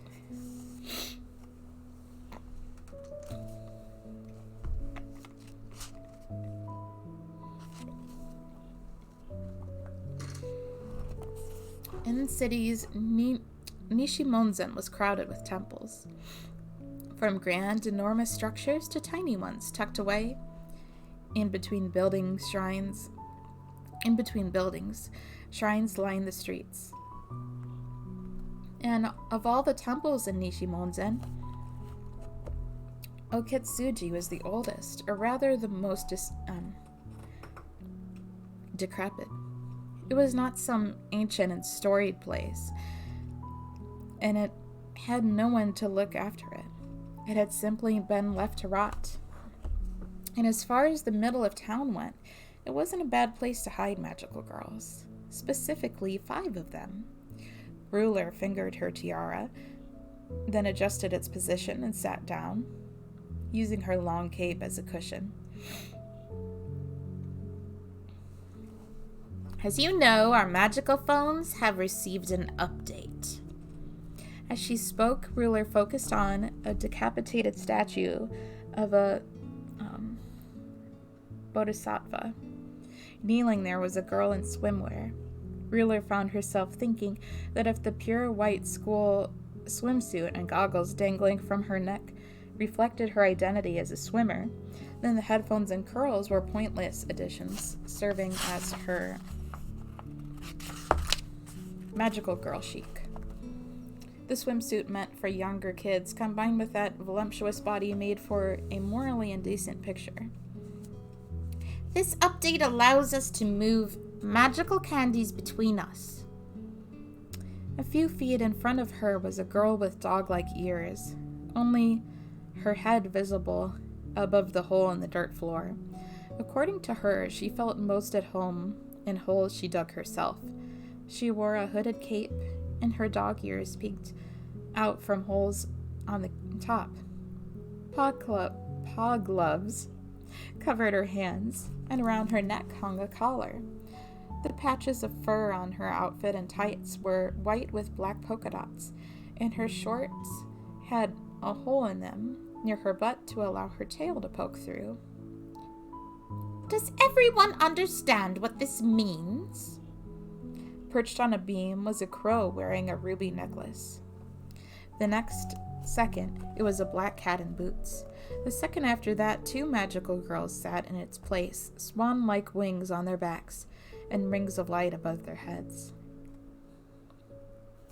Despite their many forms, this was their true one. They appeared to be 10 years old. Their dresses and headbands were a matching navy blue, their blouses and drawers white, perfectly matched like members of a choir.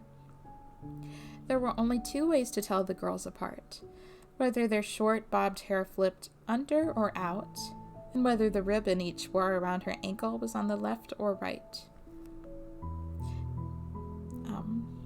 Those who have lots of candy should share with those who don't. The dog-eared Tama cocked her head and made a suggestion, to which Ruler responded coldly, 0 points.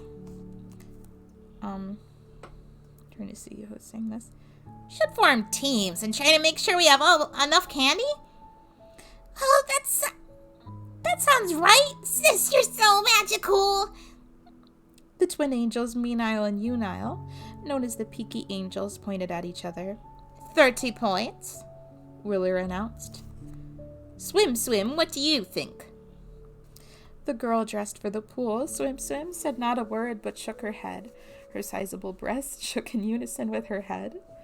Ruler spat silently. She was not particularly endowed, neither as a regular human nor in her transformed state, and had considerable complex about it. Thank you for contributing to Magma's cult totem, Phaebot. I'm surrounded by idiots. She glared at them all. Idiots, every last one of you. The Peaky Angels looked away. Tama lowered her ears apologetically, and Swim Swim continued to stare at Ruler without moving. They weren't the only idiots Ruler was referring to, however. Every last magical girl running around to help others in an effort to save themselves after Nemorine's death was an idiot. This is a message from the management. They're telling us to steal from one another, from each other. What? We're allowed to steal? Really? We don't need anyone's permission. We can just take the magical phone and perform the transfer ourselves. I've already tried it. Seriously? That's amazing! If all you're capable of is kissing ass, then shut up, you obnoxious idiots. The twin angels once again averted their eyes. Ruler snorted, then continued. I'm going to have to follow my orders. Wait. I'm sorry. I'm going to have you follow my orders. Work hard if you don't want to end up like Nemorine. Orders? What are you going to make us do? She wanted to yell at them for trying to kiss ass again, but Ruler decided it was more important to proceed than to give the twins a tongue lashing. Simple. We'll steal from the one with the most candy, Snow White. Sanai Mokuo had been so happy to become a magical girl and finally attain the greatness she deserved. She'd gone to highly acclaimed elementary and middle schools, then it was high school, university, and straight into employment at a top-class company. I almost said unemployment. All the while, she had been surrounded by idiots. She constantly wondered why she was forced to work with morons who couldn't understand her value, and she even said so out loud. Because of that, she had no friends and had spent her whole life alone. She'd picked up Magical Girl Raising Project as a pastime, and when she transformed, she finally had a clear answer to her eternal question of why all the stupid people around her couldn't recognize her worth. She was the ugly duckling. Though she was a swan among them, none of the ducks appreciated her beauty. That day, Sanai quit her job. They're collecting candy. This is just like Halloween. It's so true. And there's murder and scary, just like Halloween too. The heroine in the mirror filled her with pride. Her lustrous satin cloak, encrusted with jewels, flowed all the way to the floor. An eagle with a jewel in its claws topped her yard-long ivory scepter, and long gloves fit for a party and a tiara finished off the set. The tiara was small and simple in design, but the diamond embedded in it was of unnatural size and clarity. ornaments held her regal purple updo in place, while her feet rested in glass slippers. Her eyelashes were so long you could almost hear them when she blinked.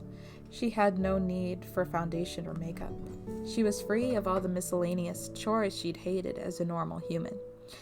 Now she could join her fellow swans, but Sinai's joy vanished when she met her mentor, Calamity Mary. The other girl smoked a cigar, blowing the smoke in Sinai's face, and knocked back her bottle of booze at regular intervals. The moment Sinai decided she'd have enough of her delinquency and stood up to leave, a gunshot rang out, and an explosive roar boomed behind her. She turned to see a hole nearly 10 feet wide in the wall behind her. Do not go against me. Do not give me trouble. Do not piss me off. Okay? Sanai was frozen, half sitting, half standing. Okay. At some point, Calamity Mary's gun had made it to her hand. The only explanation for the hole in the wall was that a bullet from the gun had created it, but no pistol was capable of such results. Is this your magic? Why are you asking me that? I asked you a question first, little girl, so answer. Nod like an idiot if you have to, okay? After a long, long time, Sanai nodded deeply. Okay. Wait, wrong voice. Okay, good answer. Her quick draw was fearsome. Sanai hadn't even seen her take out her weapon, yet alone cock the hammer or fire. By the time the wall had exploded, everything was over. Calamity Mary blew away the smoke trailing from the barrel off the gun with a quick puff, spun it a few times, then holstered it in one smooth motion. Then she tilted back her bottle of booze and gulped loudly. The amber liquid dripped from the corner of her lips and splashed onto her breasts. Sanai's blood boiled from the humiliation, and she bit her lip. She'd been powerless, cowed by violence. She understood her own magic, of course, and was satisfied with its strength. But Calamity Mary completely outclassed her in speed. If she tried to use magic on her, she was more likely to end up with a hole in her, just like the wall. She understood her own body. While it wasn't as fragile as a wall, the best she could hope for was a critical injury. At worst, she'd die instantly. Basically, she was no different from a normal human facing a normal gun. The moment she thought she'd become a swan, her head had been grabbed and shoved underwater. Sanai chewed on the humiliation and learned her lesson.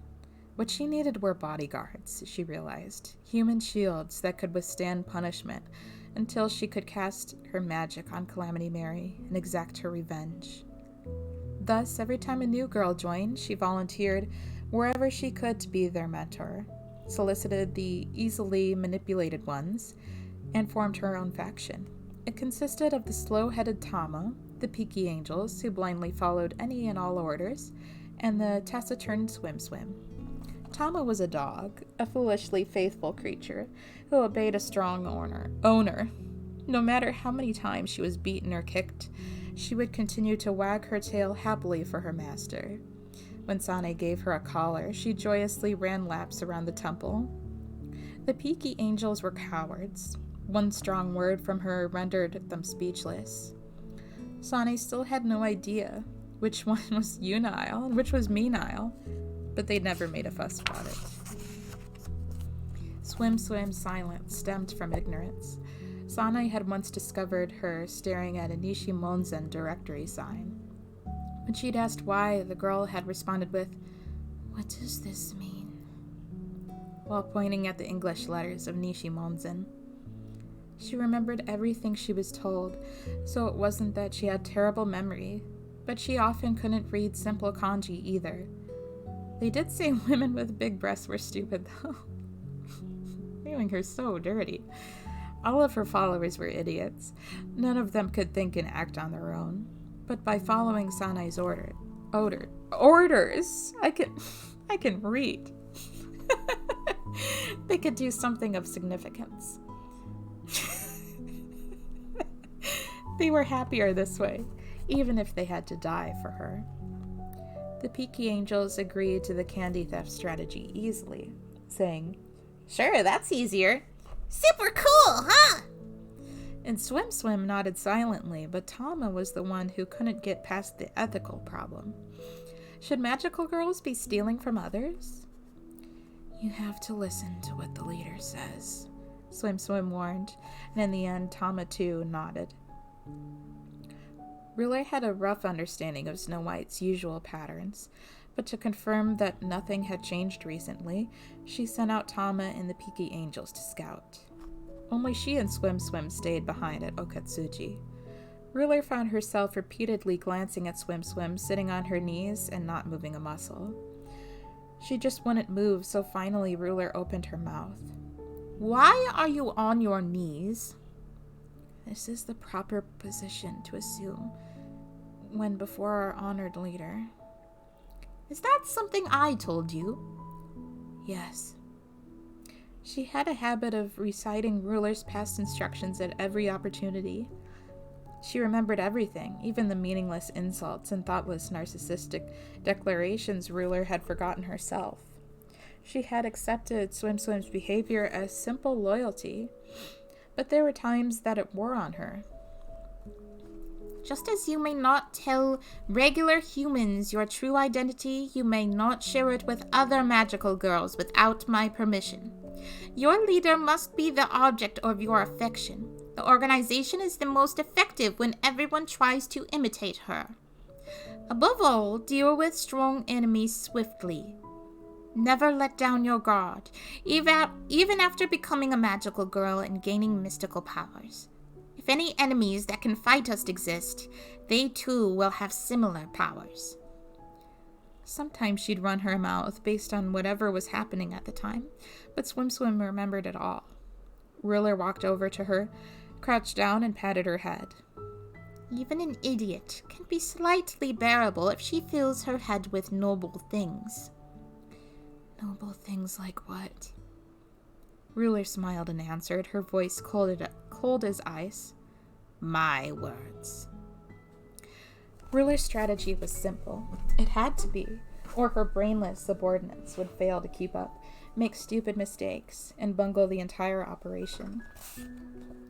They would attack the Kubegahama Steel Tower where La Pucelle and Snow White met, before they could join forces. She knew they met up there because they'd left discussions mentioning the fact in the chat log. "My idiots aren't the only ones, it seems," she gloated when she found the logs. "Graby," walking up on the desk just now. Graby wants to read. Can you read the next part? Right there.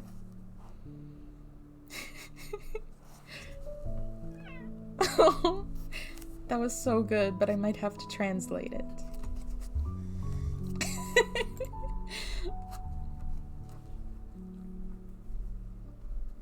Oh, he's coming into my lab. But just because they met there, it didn't mean they'd arrived at the same time. There was a small window when one would be alone. If La Pucelle arrived first, the Peaky Angels and Tama would attack and attempt to delay her. Then when Snow White showed up, Ruler and Swim Swim would attack and steal her candy. If Snow White arrived first, the order would be reversed. Good job, Gravy. Faybot says, good job, Gravy. Gravy, oh, we spell it with a Y. It's like a combination of gray and baby. Our mom named Gravy. Meow.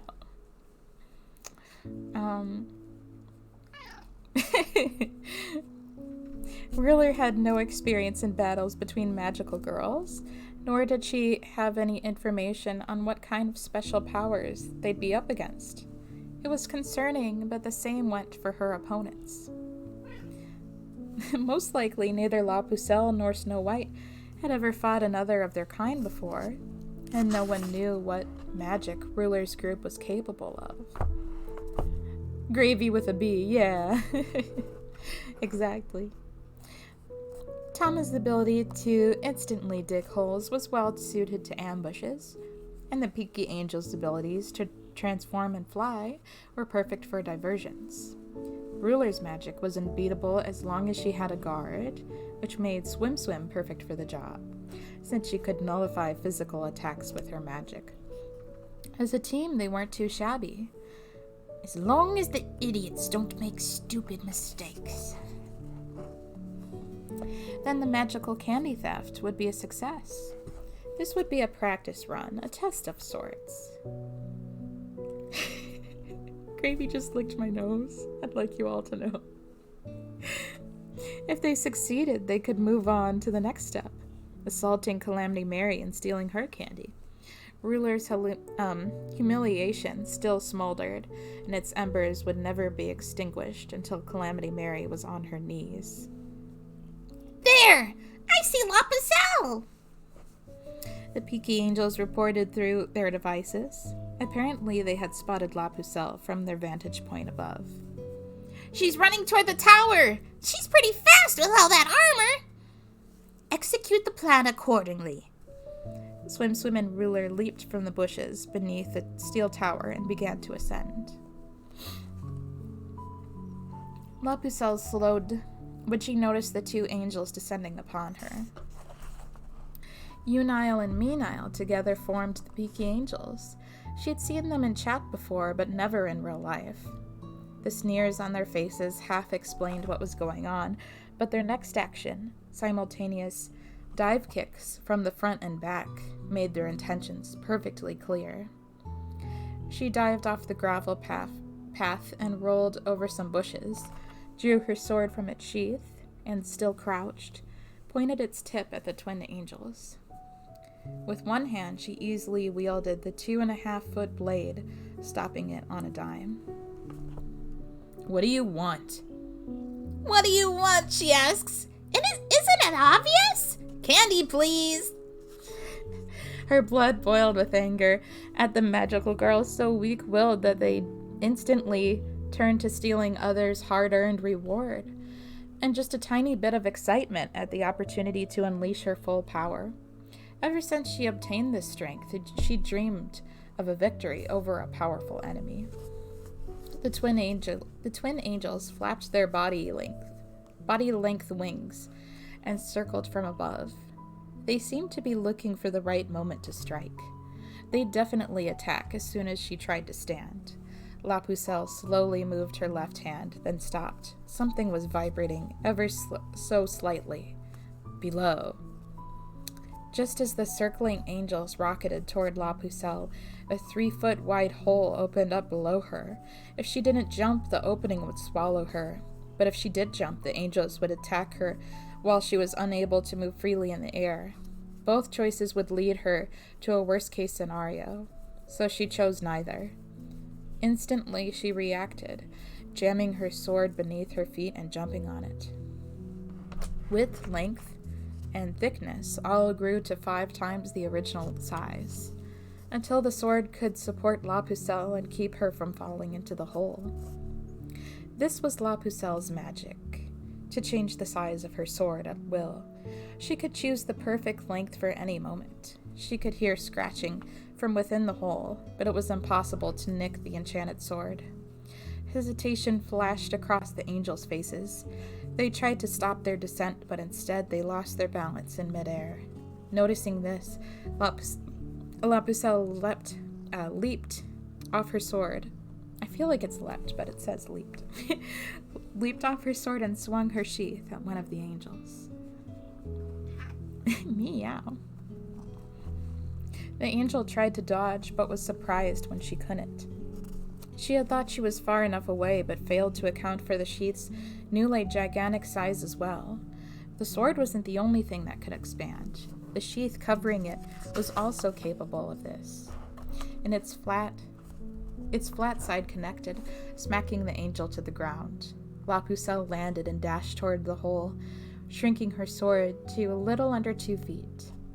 With the cover on the hole gone, someone appeared from inside it. Hey, what the heck? Tama popped her head out of the ground. sensing something was amiss, and La Pucelle attacked without mercy. The solid kick to her temple sent Tama flying straight back into the hole with a muffled grunt. Their formation broken, La Pucelle picked up her sword and turned to face her last enemy. "What do you want?" She repeated the question she'd asked when they first attacked, but the angel was gone. All she could see was a single crow cocking its head at her. La Pucelle glanced back at the angel she'd brought down, but no one was there either, just a rubber ball. Before she could figure out what was happening, the crow took flight, picked up the ball, and flew off toward the steel tower. Their forms stretched, bent, morphed, and changed color until they were no longer a crow and ball, but two angels. Transformation? Is that their magic? That's good enough of a diversion, right, sis? Yeah, no problemo. A diversion? La Pucelle looked up at the top of the steel tower. She could see 1, 2, 3 silhouettes. Clearly Snow White was not alone up there. Her boiling blood chilled in an instant. "Damn it!" She cursed loudly, unbecoming of a gallant knight, and run up the tower after the two angels. Gravy. He's just so cute here.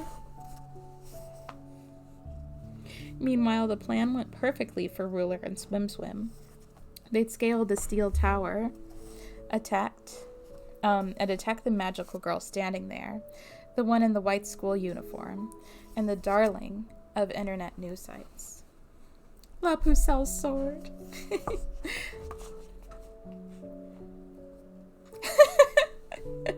La Pucelle's sword is trans too. It's contagious, and that's a good thing. Without a doubt, she was Snow White. Her face twisted in fright as she looked from Ruler to Swim Swim. What? She asked, voice quavering. She looked and sounded more like a civilian than a fighter, a victim more than a perpetrator. Clearly, she had no intent to fight. Fool, do you still not realize what I'm here for? Or do you just not want to fight, even knowing what I want? Either way, you're a fool, Ruler venomously thought to herself. She raised her staff, her royal scepter, pointed it at Snow White, and made her magical decree. In the name of Ruler, I order you, Snow White, not to move. Snow White froze as she prepared to run, her face still taut with fear. Swim Swim took out her phone, aimed it at Snow White, and began the candy transfer. This was Ruler's magic, the ability to make others obey her decrees. Her power had a few rules. She had to point her scepter at them and strike a pose. She had to hold the pose to keep the decree active. She had to say, "In the name of Ruler."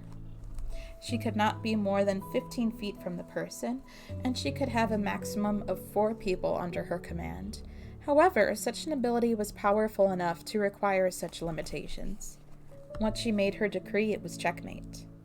The peaky angels, Tama and Swim Swim, weren't aware that she had restrictions. She'd merely explained that her magic allowed her to order others around.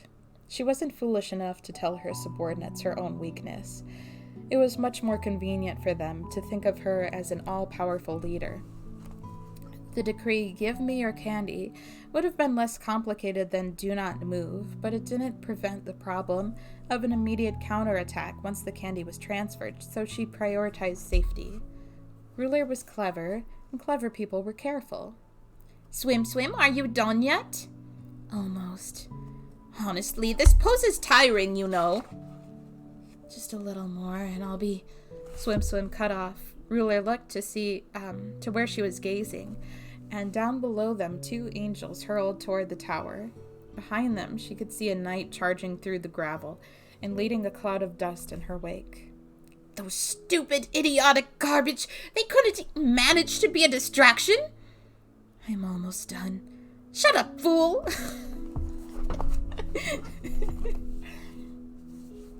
Snow White was under attack. Images of her crying and afraid, and finally of the human Koyuki Himikawa, popped into La Pucelle's head. She felt like her heart was being ripped in two, but at least the blood that had been pounding angrily in her head was now circulating through her body. To La Pucelle, so to Kishibe, a magical girl was a heroine who fought. He had no problems with the old school ones, who solved problems around the neighborhood. But to him they were warriors who stood bravely in the face of giant enemies and never gave up protecting what was important to them. At the top of the steel tower, Snow White needed rescue. However, if La Pucelle just ran straight up, the flying duo was sure to attack her. If the Peaky Angels had completely lost the will to fight, that would be one thing, but from the looks on their faces as they glanced back occasionally, they weren't exactly running in fear. She'd be forced into a 2-on-1 midair battle if they attacked while she scaled the steel tower with no stable footing. Even if she did win, it would only help them with the goal of stalling for time. Her opponents had the numbers and the terrain advantage. The fight probably wouldn't be over quickly. For all the exhilaration she felt at finally being able to unleash her full power, she was acutely aware of her limits. "I really am a natural-born warrior," she gloated, but soon snapped herself out of it. She didn't have many options to save Snow White. In the few seconds before she reached the tower, La Pucelle observed, thought, found a solution, and acted on it. She charged at the tower with everything she had and shoulder tackled one of its legs with all her momentum, weight, and power. From below, the tower's shaking seemed violent, but at the top it was far worse. The power lines snapped and flailed in the air. They felt like they could almost touch the ground. The shuddering was so violent. Ruler, posing with her scepter, and Snow White, forbidden to move, lost their balance and were hurled from the top. Swim, also falling from the tower, grabbed Ruler's hand and threw her high into the air where the twin angels caught her. Meanwhile, La Pucelle raced to intercept Snow White's deadly plunge. She caught her, and the two tumbled about 30 feet before finally stopping in some bushes. Ruler glared angrily at Snow White and La Pucelle, dangling by the arms between the Peaky Angels. They had saved her from the fall, but the position was hardly elegant and only infuriated her. Swim, on the other hand, had no one to save her and would hit the ground. Luckily, her magic would allow her to nullify the damage. Once they all grouped up, they'd be 4 against 2. As Ruler thought about this, she remembered something. Where's Tama? La Pucelle kicked her and that was it. Don't know if she is alive or dead. This was the same knight who had managed to shake the giant steel tower, nearly toppling it or even breaking it. It wasn't hard to imagine one blow taking Tama out of commission. So, considering the fact that Tama and the Peaky Angels had roundly lost in a 3-on-1... Okay, let's retreat. Huh? Seriously? It's a strategic retreat. Stop blathering and about face right.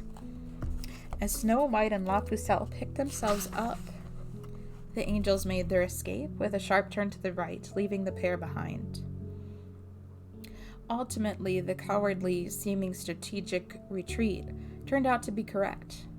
Tama had made her way back to Okatsuji on her own.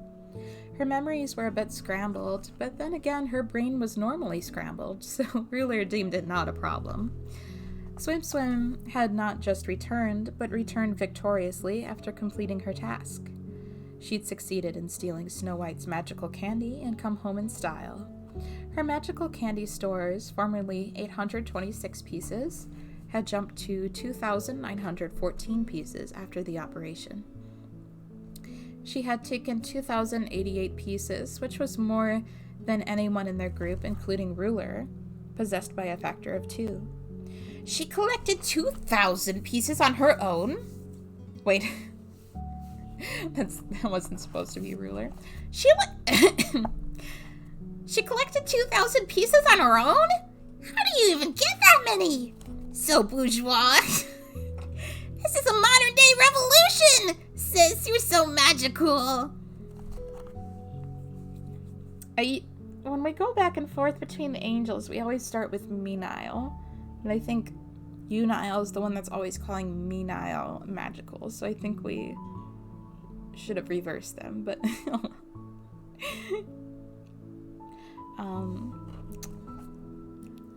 so what do we do with the candy?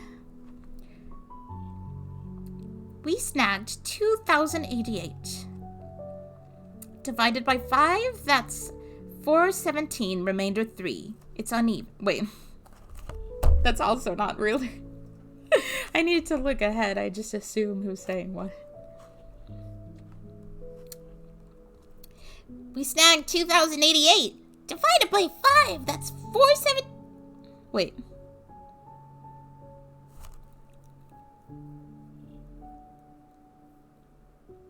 Divided by 5, that's 417, remainder 3. It's uneven. Yuda, Meadow, you're so good at math. Ruler said eat the rich. So bourgeois.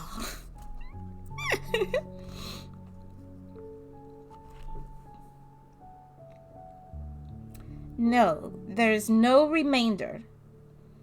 Their math had been correct, but they'd used the wrong equation, so Ruler corrected them. 826 from 2009-14 gives 2,088. So far, you're correct. The rest is wrong. How? What makes you think we're splitting it evenly? 2,088 divided by 2 is 1,044, which goes to me, the leader. The other half we divide by 2 again, which is 522. That's swim share. 522 divided by 3 is 174. Unile, Meadow, Talma, that's your share. See? Perfect.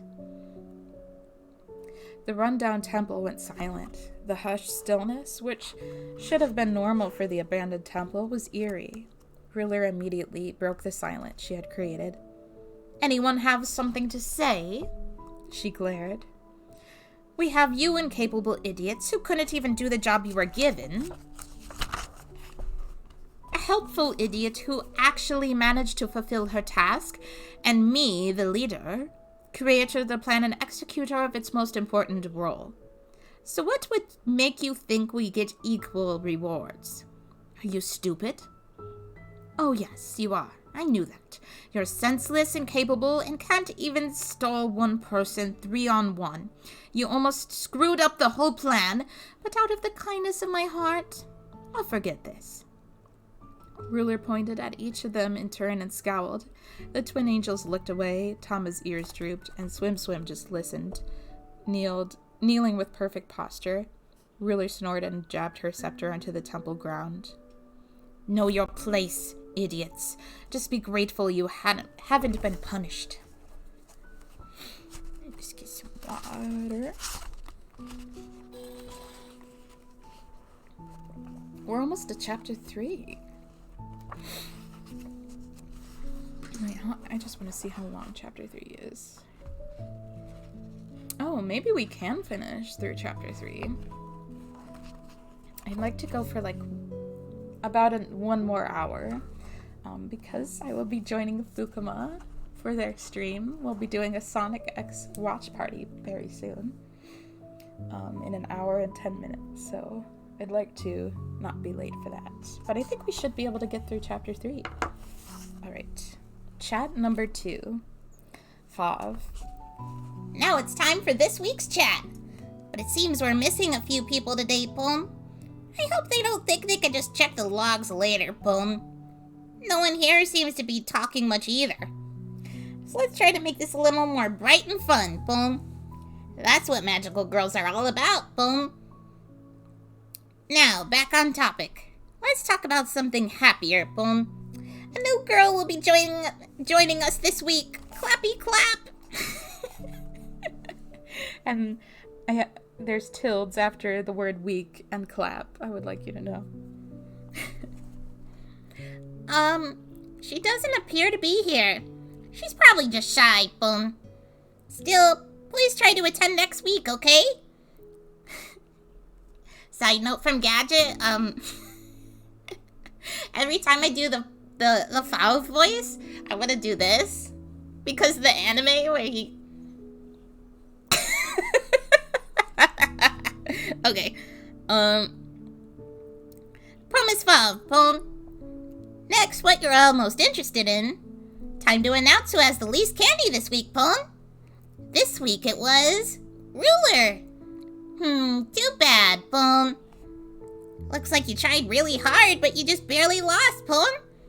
Hey, say all you like. Bob is in a pickle too, Pone.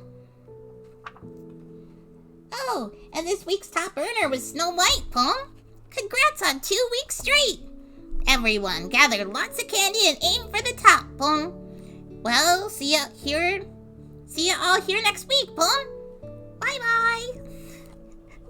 Fob fan club. I'm so glad you love Fob.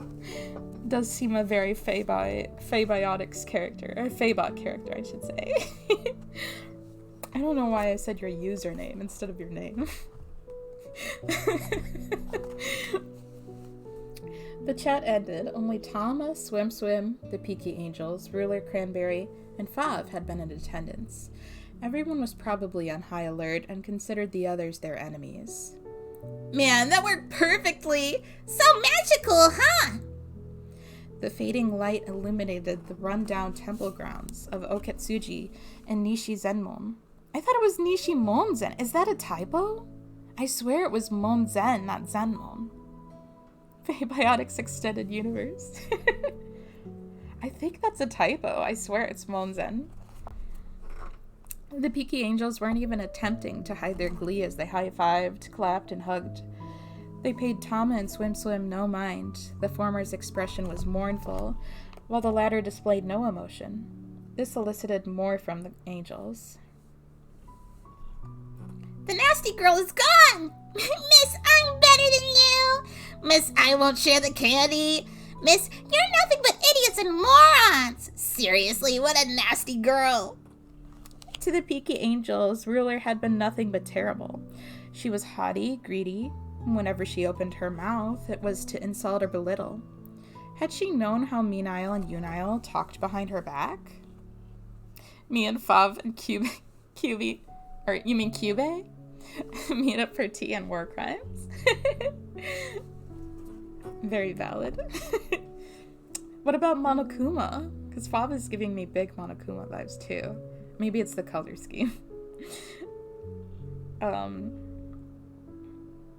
you think it's the cheery voice, despite everything happening. Monokuma has a standing invitation. I will say that I just realized the difference between Monokuma and Fav is that Monokuma is like, he's like very open about how much he loves murder, and Fav is like, well, you can't do anything about it, don't blame me. Like, we don't know if they're enjoying the murder or like just doesn't care either way. It's been a minute since tea and war crimes, good idea.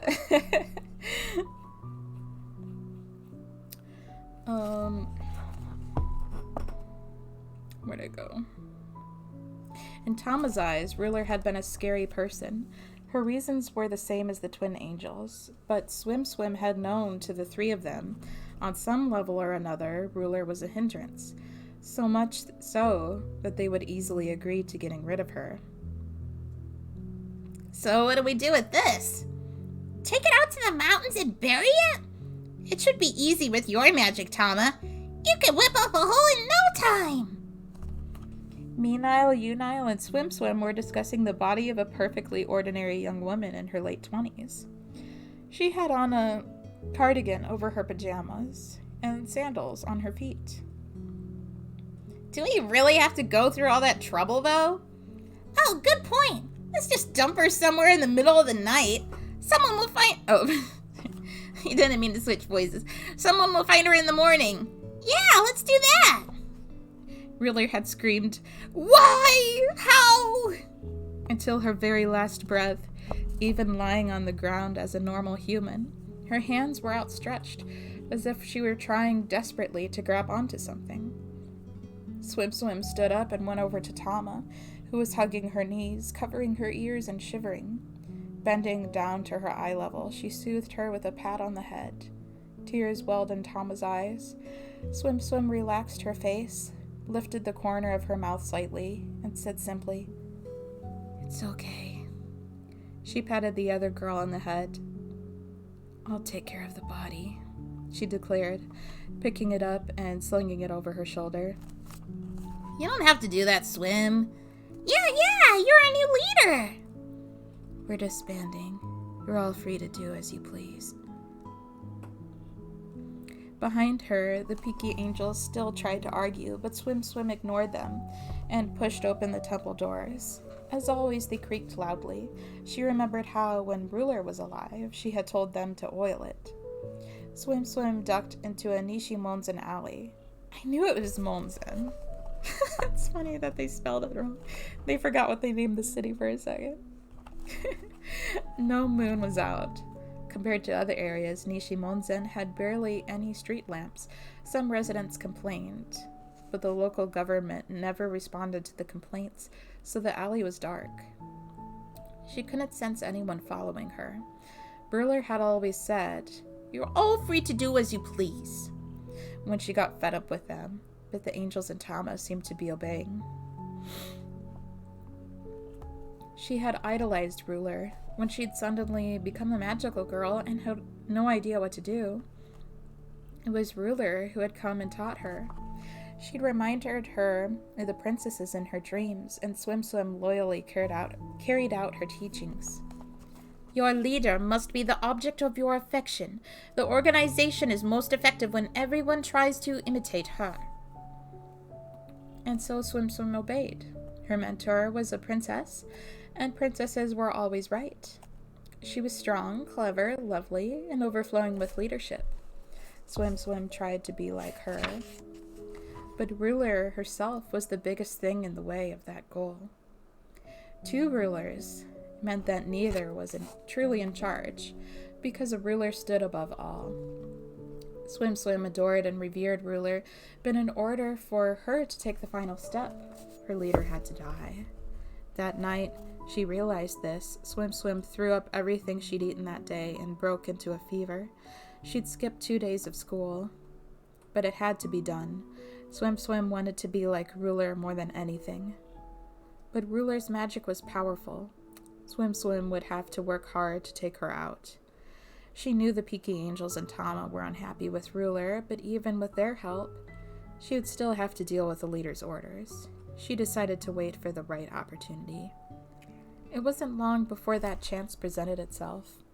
The plot to steal Snow White's magical candy. Of Snow White's nearly 50,000 pieces of candy, she took 37,000, grabbed the dazed Tama underneath the steel tower, and forced 35,000 onto her, and reported to Ruler that there had been only 2,000 pieces. The 35,000 pieces she'd given to Tama she evenly split between all the magical girls except for Ruler, Snow White, and La Pucelle. Some were suspicious, some were on guard, some were openly hostile, and some fired before asking questions. Nobody welcomed them, even though they were there to share their candy, but nobody turned it down. She'd used Fav to contact the others. His connection with everyone allowed him to contact any magical girl, even if they tried to hide where they were. Fav was short-spoken and tended to not explain well, but he had tried to help as much as he could when they asked. Swim Swim had learned this from Ruler too. Divided among 11 people, the 35,000 pieces gave them 3,180 each. She'd left Snow White with more than 10,000 pieces, meaning if she split evenly with La Pucelle, they'd each have 5,000. And so Ruler, convinced that her 1,044 pieces meant she couldn't possibly get the axe, ended up with the lowest amount of candy. The Peaky Angels had enthusiastically agreed to the plan, and Tama, clearly a little guilty, also agreed. They accepted Swim Swim as their leader. She had succeeded in taking out Ruler without giving her a chance to use her magic, or even realize she'd been betrayed. She laid the body at the end of the main street. It was light to carry, even for someone without magical strength, and long gone cold. Goodbye, and thank you for everything. Swim Swim bowed deeply, turning her back on Ruler's corpse, and disappeared into the darkness of the alley. Ruler was gone, but she'd left behind her many teachings. No matter what the future held, she'd stay true to them. Wiping a tear with her fingertips, Swim Swim ran off into the gloom. Magma would like me to tell you all that I have just finished page 69. And now we are on chapter 3, The Magical Night. Nice.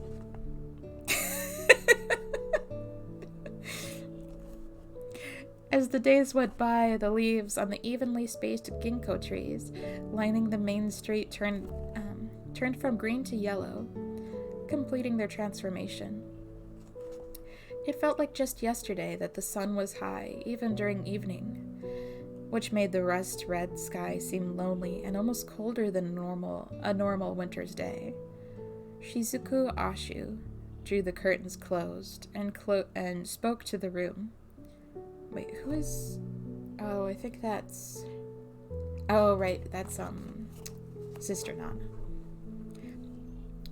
People look so small from a 6th floor apartment. The smaller they look, the less human they seem. You think so too, Shizuku? I suppose it's not very magical girl-esque of me to say. But it's certainly Shizuku-esque of you to puzzle over ideas. Nana Habate chuckled. Wait. I'm so sorry. Of course, Sister Nana's name is Nana as a human too. I forgot. Okay, so we switched the voices again. Let's try that again. People look so small from a 6th floor apartment. The smaller they look, the less human they seem. You think so too, Shizuku? I suppose it's not very magical girl-esque of me to say. But it's certainly Shizuku-esque of you to puzzle over ideas. Nana Habate chuckled, and Shizuku's expression softened. It seemed like ages since she'd last smiled, whether as Nana Habate or as Sister Nana. She only wore sadness and tears lately, never smiles. The apartment was in Nana's name, but Shizuku was practically her roommate. She came and went freely, returning to her own place barely even once a week. Shizuku had been popular in middle school and high school. Ever since childhood, she had received compliments for her face. Fair as an angel's or an elf's, and becoming Winter Prison didn't change her outer appearance much. She was most certainly a girl, but the androgynous and mysterious air around her made her popular with about 30% boys and 70% girls. She had experience with both, having dated both sexes, but none of those relationships ever lasted very long. However, her relationship with Nana had lasted uncharacteristically so. That's right. Yes, by rights. I forgot there's so much more clear about Nana and Shizuku being a couple in the book than they are in the anime. And I'm hoping that's not homophobia, but just them having to, squeeze the book in 12 episodes. Or is it 13? I don't remember. I mean, I think it's clear enough that they're a couple in the anime, but it's not, explicitly clear like it is in the book. And I forgot that Shizuku is bi. I think Nana is a lesbian. Maybe. It might say very soon.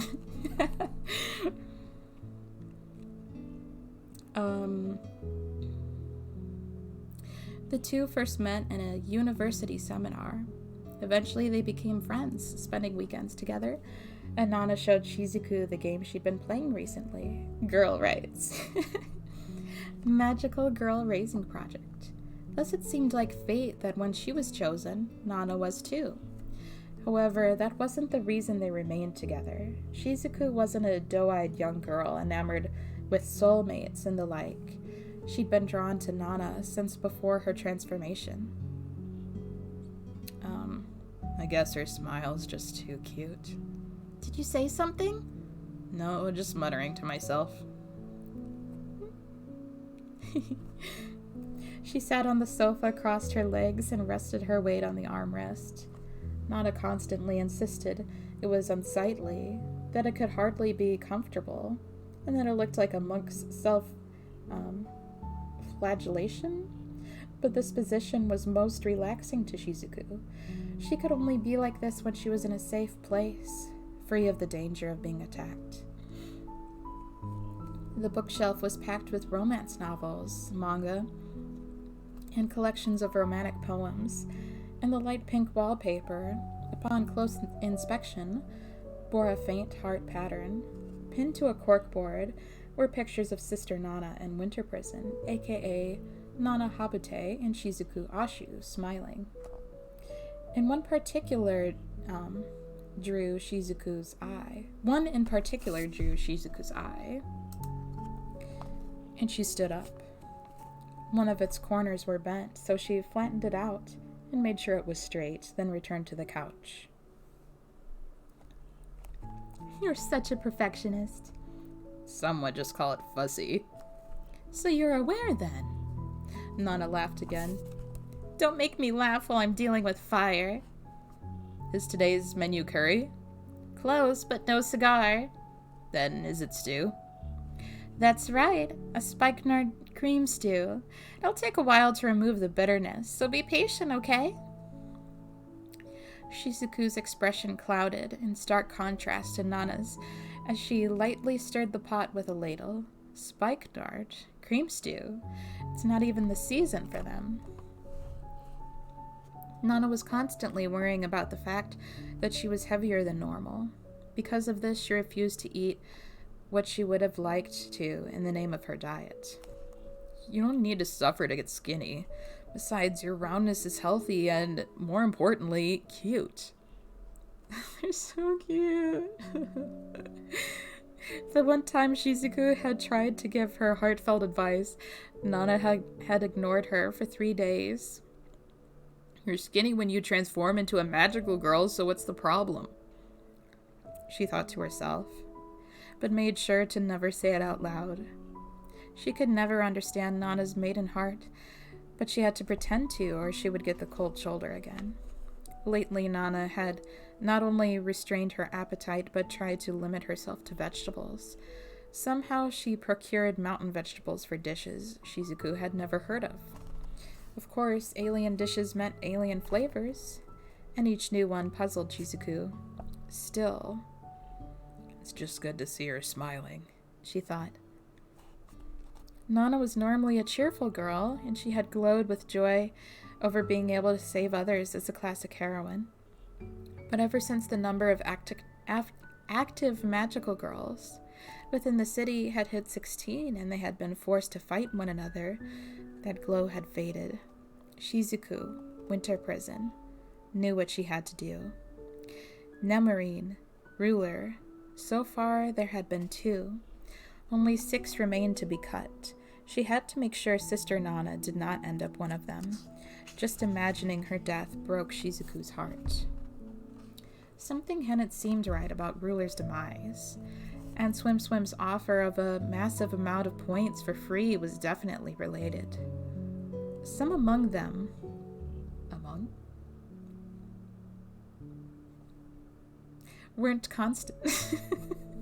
weren't content to simply gather candy like the rules stated. She picked up the glass fish decoration on the table and peered through it at Nana working in the kitchen. The distorted figure of the other girl appeared much slimmer. A smile crept onto her face, so to disguise it, she called out to Nana. Let's go out. No, I am. Right, this is winter prison talking. Let's go out after we eat. You have any plans today? I was thinking of going to Mount Takanami. I don't approve of you going out too far. It's dangerous right now. I'll be fine with you around, but I really must go today. Why? The musician of the forest cranberry. Sorry. I love hearing my name. Contacted me and insisted we meet. Maybe she's heard of our efforts. Maybe this time she'll agree to help. Nana smiled weakly. She was probably stressed because Topspeed hadn't reacted favorably, and Ripple was pretty much hostile. Shizuku just wanted to give her a hug. The meeting was at 2 a.m. in a quarry at Mount Takanami. The musician of the forest cranberry, Nana had seen her in chat before, but had never met her in real life. She had only seen her and not talked with her because though Cranberry had a high chat attendance rate, she hardly ever said anything. All she did was serenade them with background music. She was a mysterious one.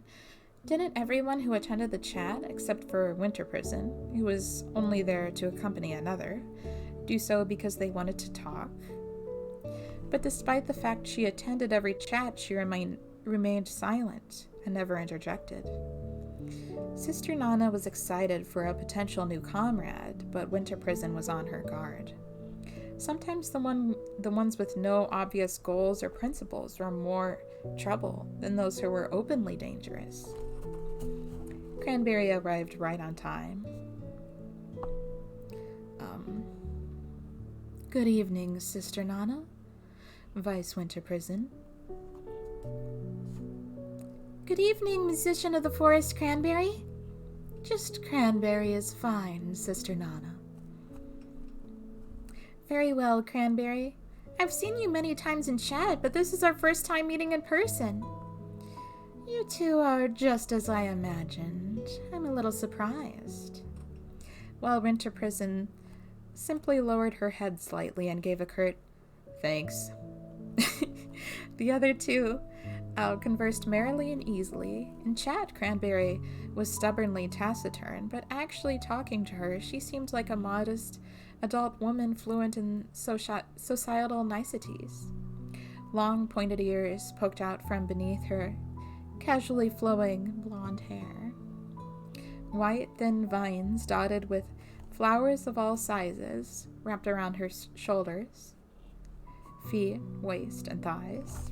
She wore a frilled blouse and grass green jacket held together by an amber pin, and the top half of her outfit seemed quite modest. But downstairs her thighs were almost completely exposed, and this, combined with her 20-year-old appearance, ancient for a magical girl, made it all the more stimulating. After listening to Sister Nana's passionate proposal, she slowly opened her mouth. I have a question for you, if that's all right. Yes, please. We'll answer anything we can. Could you stop this? Huh? Stop trying to spoil the game.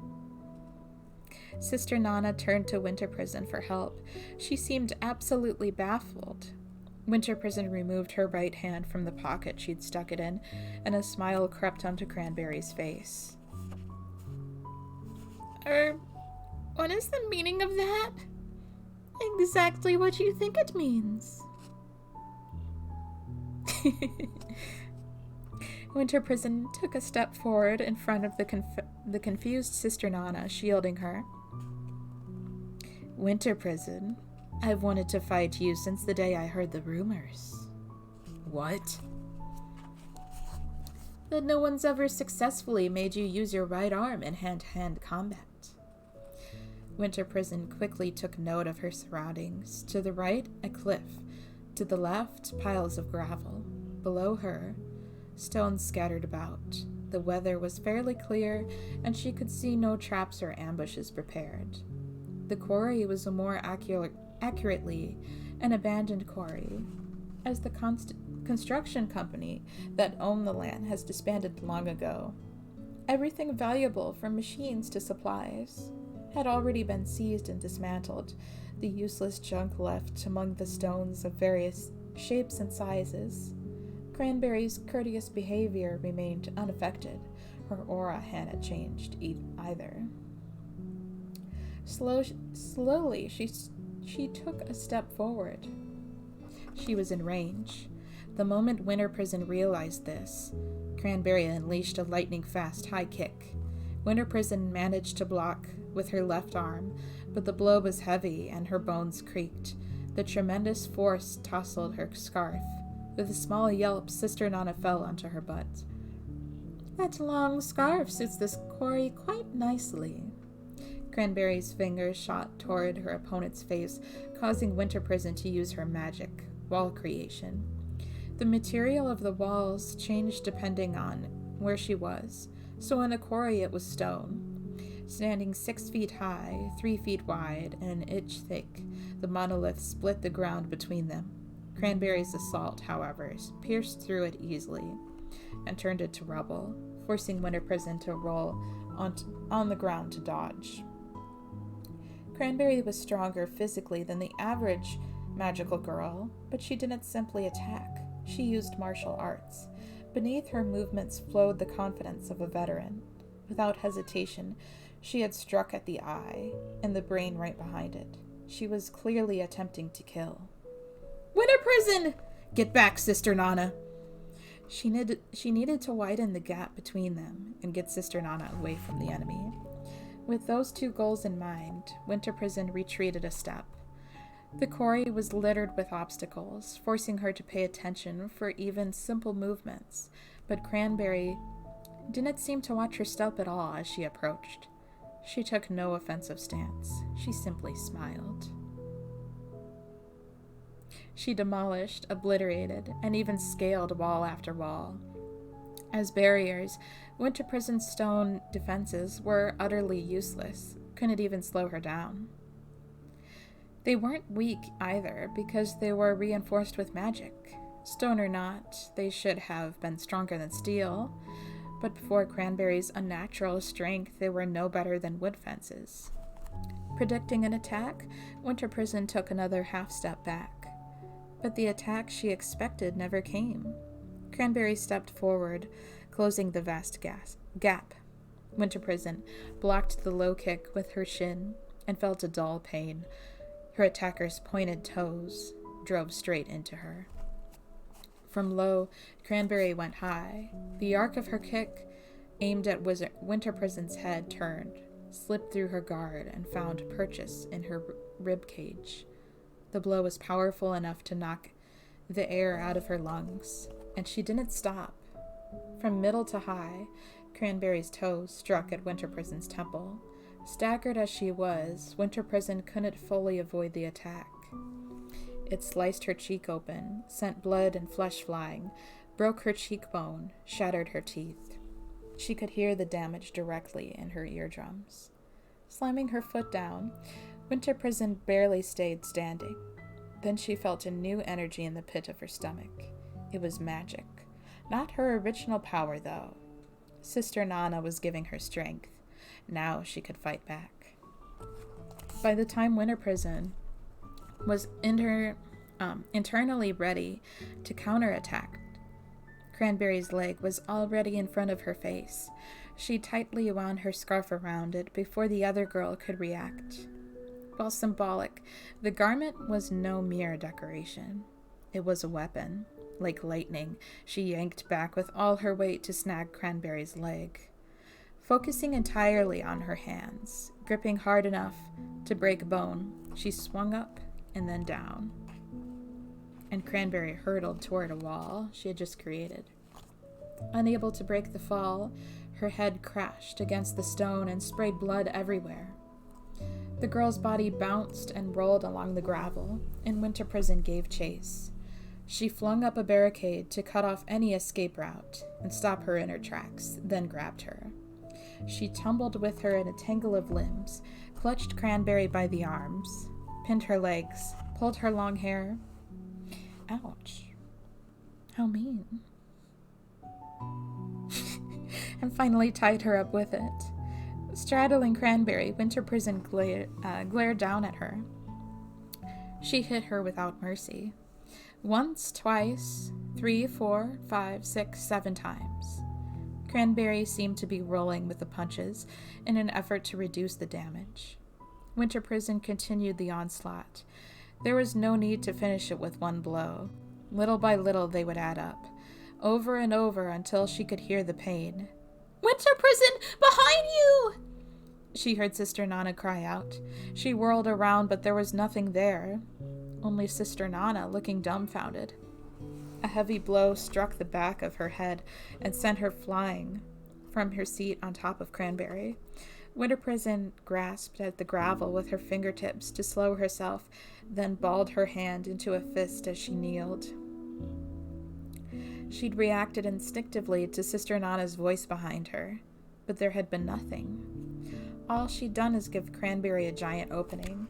There was no way Sister Nana had tried to distract her on purpose, and her confusion suggested she hadn't even done the screaming in the first place. Cranberry's magic, then? Within her blurry vision, she could see Cranberry trying to stand. Winter Prison activated her magic as she stood and rocketed toward her. Though it seemed counterintuitive, she placed the wall between her and Cranberry. It would be destroyed without any real effort, so she just needed to block off the enemy's sight for a moment. Winter Prison picked up Sister Nana, leaped toward the cliff opposite Cranberry, and retreated from the quarry. They'd gotten away. Cranberry knew Mount Takanami like the back of her hand. Not to mention her 5 senses, especially her hearing, far exceeded mortal limits. She was confident she could catch them if she pursued, but she didn't. She gazed down from atop the cliff, saw that the shrubbery and incline blocked off most of the view, and shrugged. "You're letting them get away, Paul?" The voice from her magical phone was vaguely scornful and accusing. Cranberry was impressed that a synthetic voice could pull off such a skillful imitation. "Didn't you say you were going to finish off Sister Nana, Paul? Letting her live won't help the game progress, Paul." That may not be entirely true. How long had it been since Cranberry last fought someone on equal ground like that? How long since someone had made her use her magic? Her powers allowed her to control sound. Her "Winter Prison, behind you!" and Sister Nana's voice had distracted her opponent long enough for a strike to the defenseless back of her head. But if Cranberry hadn't been restrained, she could have killed her. But instead, Winter Prison had escaped merely wounded. Vice Winter Prison was stronger than anyone she'd ever fought. She'd gone toe-to-toe with Cranberry, albeit with the help of Sister Nana. Faced with an opponent she could finally go all out on, joy bubbled up within her. Like a light sparkling deep inside her brain, the experience made her feel like a girl in love. Perhaps she was. For a proper fight with her, Cranberry would need to get rid of her source of restraint, Sister Nana. Yet without her, Winter Prison wasn't all that strong. It was unfortunate all around, really. I want time to think. Let's just put things on hold for now. "How irresponsible, Paul." Then what about this? I'll search for anyone sympathetic to Sister Nana and eliminate the strongest ones. The biggest requirement was that they be strong, fighting to kill, lives on the line. Only then was she not alone, blood flowing, flesh flying, entrails spilling, each understanding the other perfectly. The only restriction was that her opponent must be strong. She didn't want to break the communication with a single attack. She was aware that her thirst for battle was bordering on suicidal, but she would never have accepted this role if there was no fighting involved. Cranberry had no plans to change herself. Blood poured from her nose without stopping as the battle-crazed musician of the forest wiped it with her wrist. How irresponsible, Paul.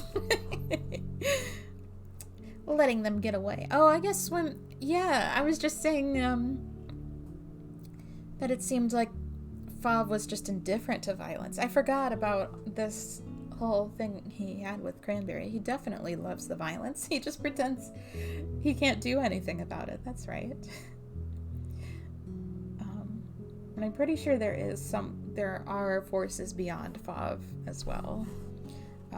Like I said, we only read the first 3 books. I think they get a lot more into the magical kingdom in future books.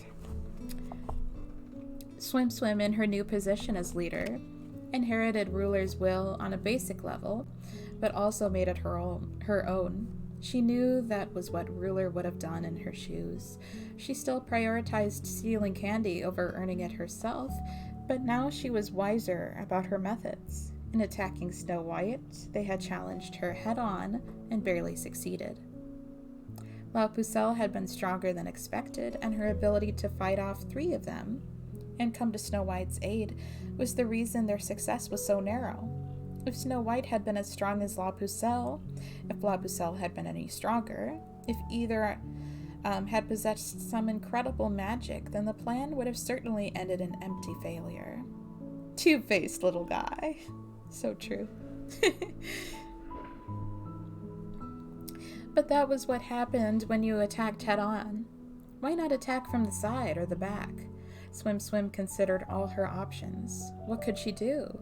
What should she do? How could she best gain the most candy? How should she disable her opponent and take theirs? Over and over and over, she thought, until the Peaky Angels made a suggestion. How about we sabotage the person in first place? A smear campaign, huh? Sis, you're so magical. And so they took to the message boards and started perpetrating terrible rumors about Snow White. It was surreal to see the twin angels sitting in the corner of the temple, their heads huddled together as they typed away on magical phones. I'll say that girl in white mugged me, then I'll say the witch screamed at me, and the ninja kicked me, the nun punched my shoulder. Swim Swim started to wonder if Ruler would have found a better method after all. I just finished the anime today, so Fav's motivation are fresh on my mind. I'm glad you finished it also. I hope you had a lot of fun with that. I just want to see how many pages are left until... Ooh, Hardcore Alice is coming up. I think we should have enough time for the end of this chapter. It's about 10 more pages. Actually, less than that. Wait, no, more than that. Slightly more than that. Maybe actually about 10 pages if you count there's an illustration of one of the girls. And there's some half pages. So I think about 10. I think I can finish in time. Where did I go? Oh. Thank you for the food. After finishing dinner, Koyuki put down her bowl and sighed. She could feel someone watching her, and when she raised her head, she discovered it was her father. His worry and curiosity were unmistakable. Koyuki shifted uncomfortably in her seat.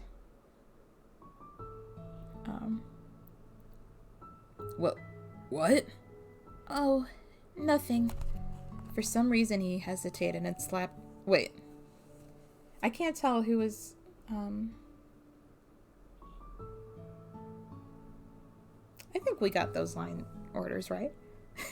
For some reason, he hesitated and slapped his forehead below a receding hairline. He was acting odd. Normally, the patriarch of the Himikawa household expressed himself more clearly. The sounds of her mother doing the dishes in the kitchen were the same as always. Seriously, what, Dad? You're weirding me out. You just seem down lately. Koyuki reacted with shock, and she stared at her father in his pajamas. Everything but his hair was startlingly similar to how it was years ago. The more she grew, the more people commented that she resembled him, but she couldn't for the life of her see how. You're eating less, too. You barely moved your chopsticks yesterday. You're pale. Mom thinks it might be boy troubles. Also, Baze, our vanilla fictive, is doing the dad. So there are some men in here.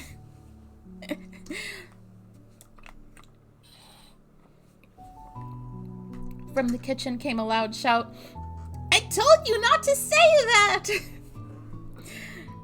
Today, you seemed more down than usual, but you at least ate all your food. That's a relief. Oh, right. I guess that means you found some answers then. Yeah, I guess. So, was it a boy? Dad, God!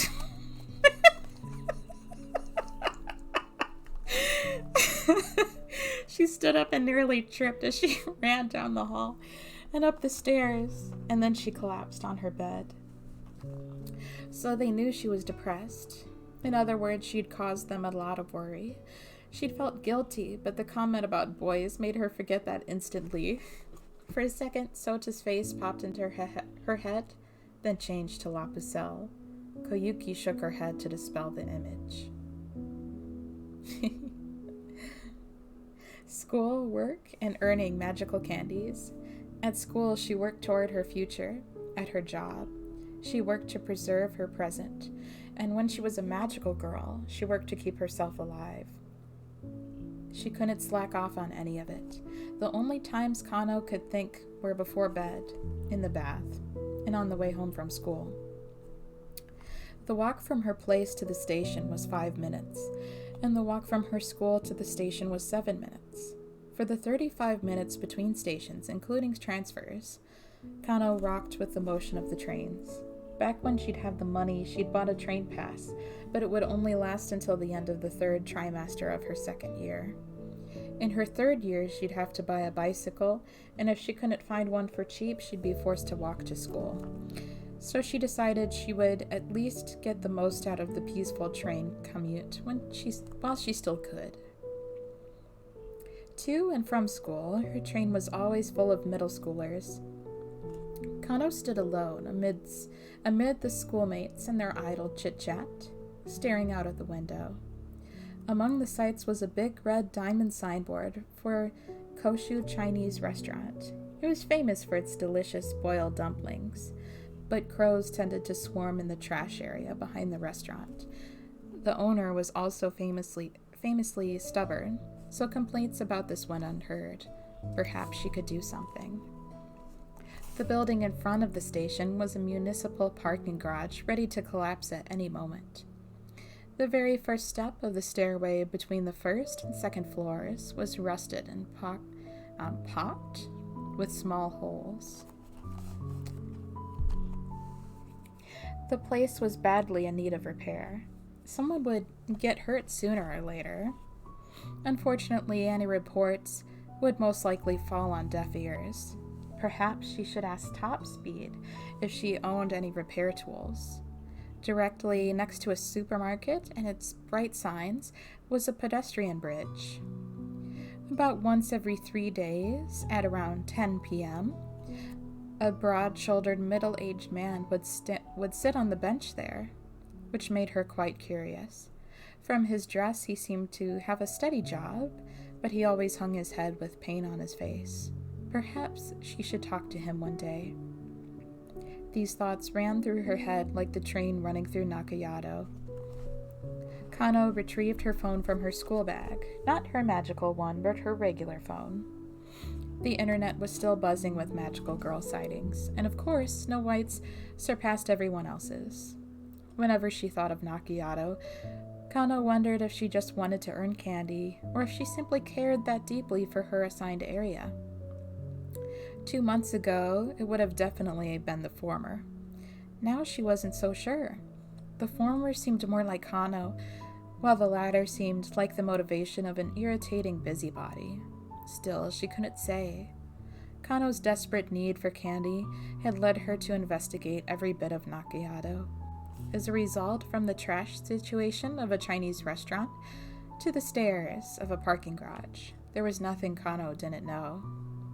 Once she'd shown Top Speed just the tip of her vast knowledge, and the other girl had praised her, saying, Wow, you know everything. That's the kind of love a magical girl should have for her neighborhood. Kano had simply clicked her tongue over the big fuss, but she wasn't exactly unhappy about it. Did Snow White also think about such things while helping people? Kano read further down the page.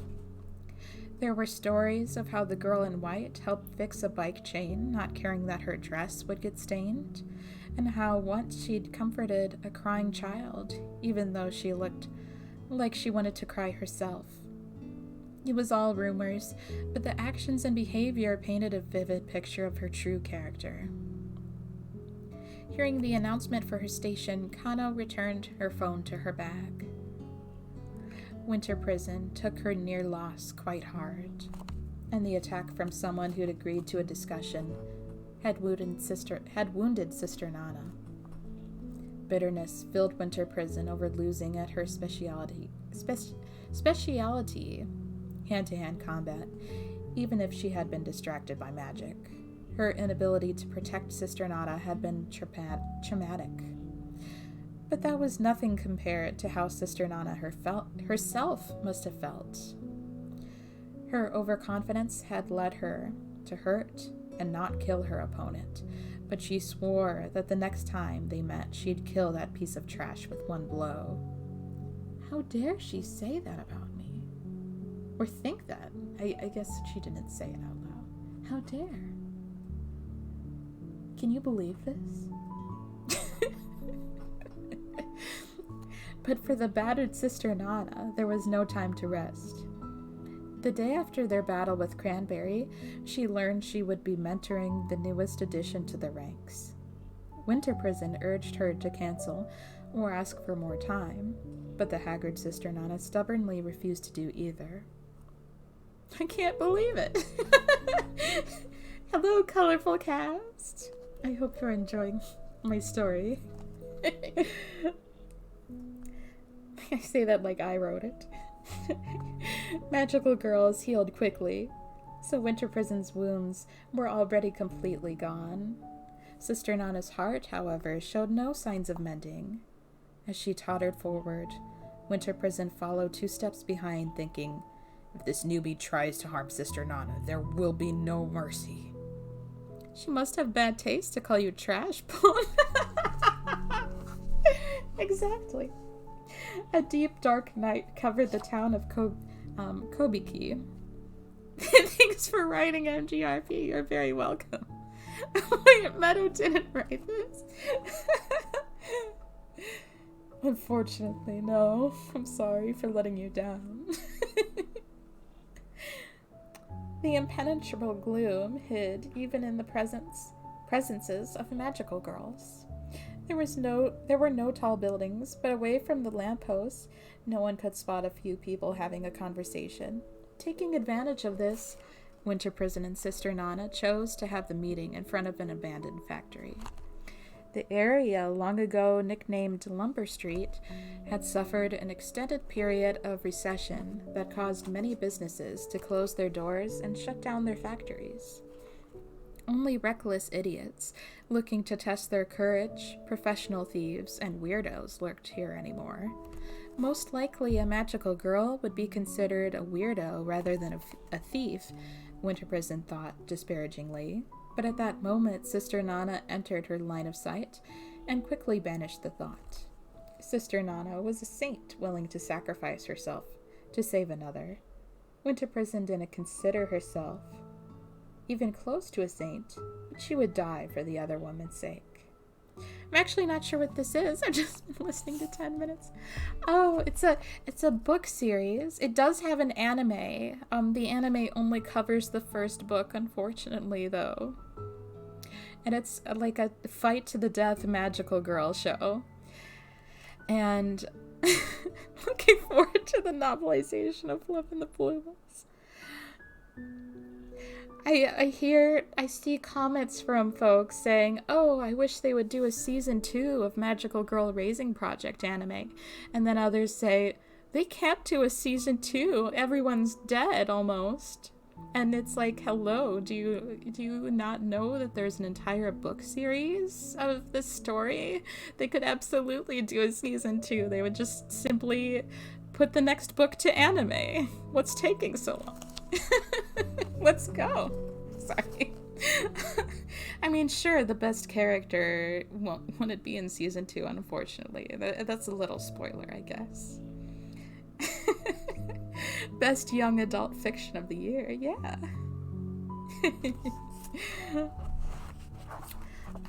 Where did I go? Oh, but what about the other one in front of her? With her basically normal clothes, Winter Prison didn't have much room to judge. But this girl's outfit was relatively plain. She seemed almost like the main character from one of the books on Nana Habate's bookshelf, Alice's Adventures in Wonderland. They had to slightly reword that, I see. That's funny. Come to life, except for the color. In the book, the main character didn't wear all black. This Alice, black as a wet crow's feather from head to toe and silent as a mouse, resembled someone returning from a funeral in their mourning clothes. In her right arm, she held a white rabbit that, rather than looking cute, reinforced her creepiness. I also would like to say this magical girl, Hardcore Alice, coming up here, is a major, huge kin of our altar that will be joining us. The altar that will be the next one to get its model, as you might already know, Hollow. And honestly, Hollow probably would have been effective of Hardcore Alice if our Hardcore Alice was actually a zombie, but she's only zombie-like. So it's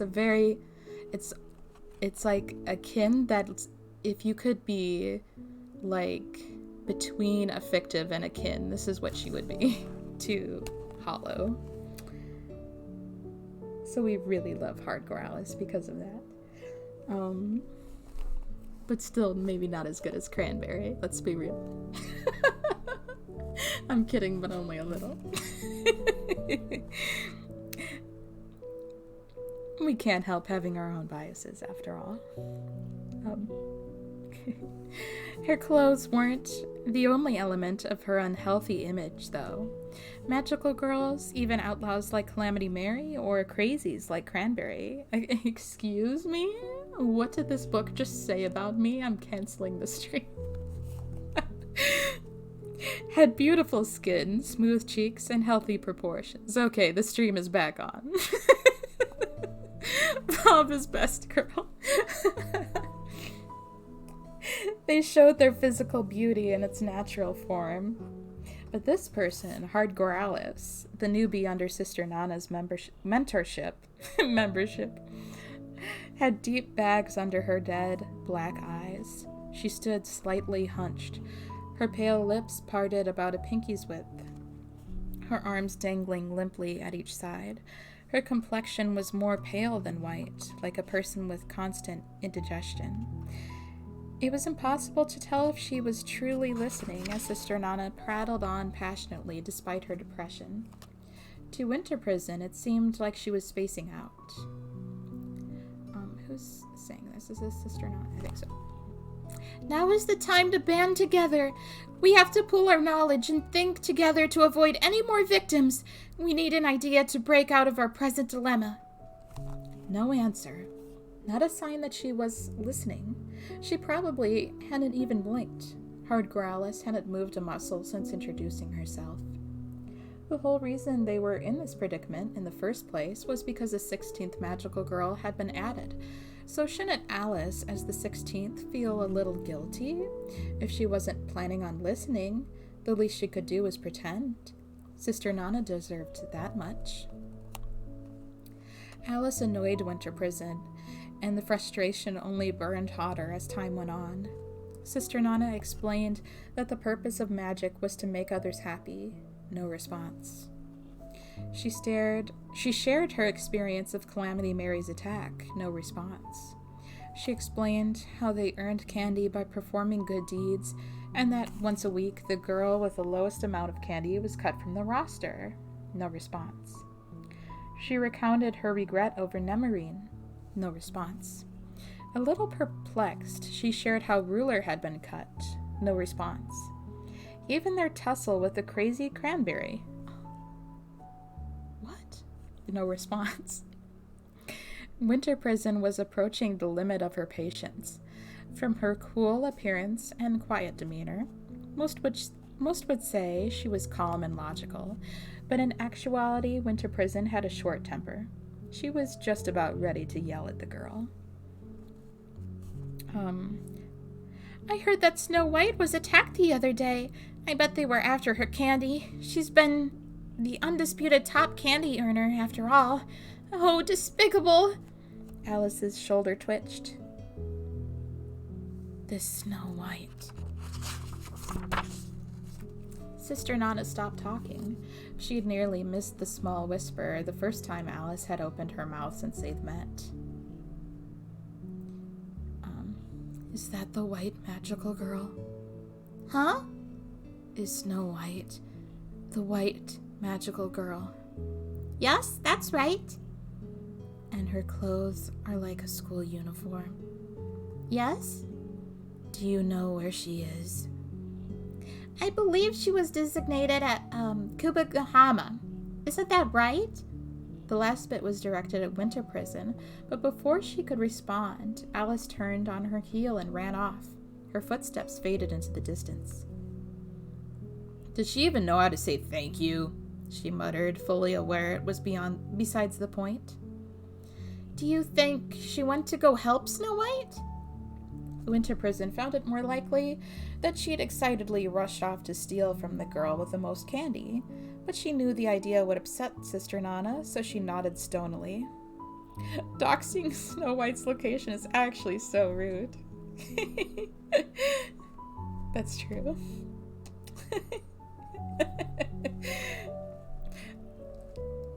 You see, this is why Cranberry doesn't like these two. She was in the right all along. La Pucelle was sorry. Deeply, deeply sorry. Deeply, deeply, deeply, deeply, deeply sorry. She was sorry she'd been so naive as to think the update to the magical phones would only be used for willing transfers. She should have foreseen the people would use it to steal. That way, she would have been more on guard. She was sorry for making the steel tower in Kubagahama her meeting place with Snow White.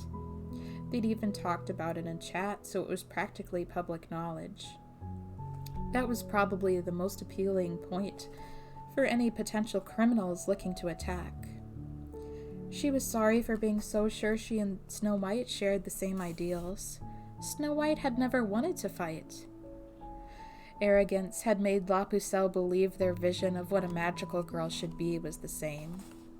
She was sorry for not realizing the initial attack was a diversion until it was actually said out loud. She'd been so excited at the chance to use her full power, drunk on it, that she had put Snow White in danger.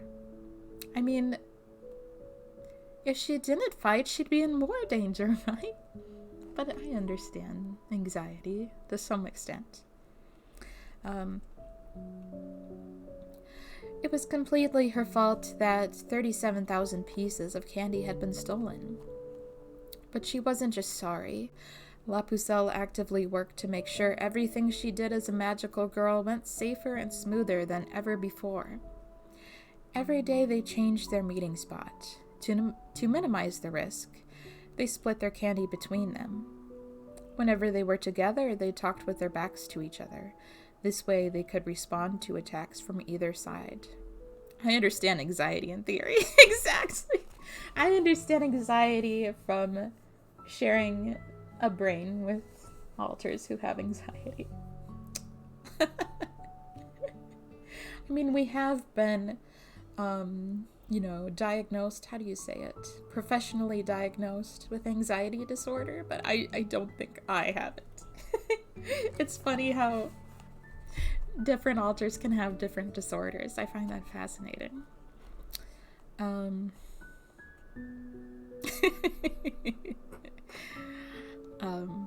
Then there was the shame. She'd sworn to protect Snow White no matter what, yet only a few days later they'd been utterly defeated. It was unbearable. She was so ashamed she couldn't bring herself to look at her friend. Yet, of course, she couldn't afford not to. There was no telling when something similar might happen again, and that was when she would need to protect her. Snow White, however, had become depressed despite being saved. La Pucelle desperately wanted to cheer her up. Seeing Snow White's sadness upset her. That had a lot. Seeing Snow White's sadness, can you say that 10 times fast? The fact that someone had stolen her candy. That a magical girl would think to steal another's candy had shocked her. La Pucelle's attempts at conversation mostly received half-hearted replies. If she said nothing, the only sound between them would be the night wind blowing as they both stared off into the distance. She remembered how, as a child, Snow White, Koyuki Himikawa, had hated fighting. She was the kind of girl who cried over fights that didn't involve her in the slightest. Of all the magical girls, she was the least suited to stealing and hurting others. La Pucelle had to protect her. The memory of Snow White in her arms atop the steel tower made her heart race. Her blood ran cold as she remembered the attack. Now Snow White was no longer by her side. She'd already gone home.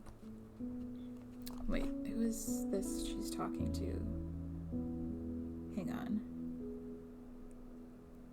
Oh wait, is it me? Yes, it is me. Uh-oh. I think this might be a rather violent moment we're about to have. Because it's a scene with me.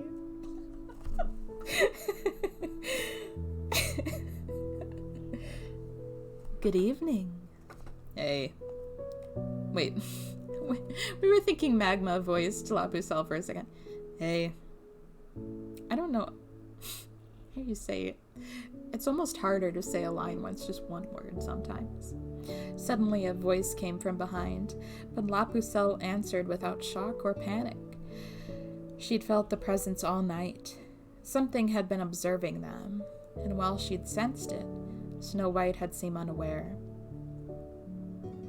Seems you noticed me. Yeah. Wait. Okay. We did have the voices right here. Of course. But then, why did you let Snow White leave? Because this'll be easier alone. Well, that makes this simpler. The seventh port warehouse was shorter than the steel tower, but it was closer to the ocean, so the thick, salty scent of the waves on the wind was stronger. From the gaps between the clouds, stars flickered in and out of view. The one facing La Pucelle appeared quite old. All the magical girls she knew, any mirror friend, looked to be between 10 and 19, but this one was at least 20. I mean, 20 is only 1 year older than 19, but okay. How can you tell the difference between 1 year?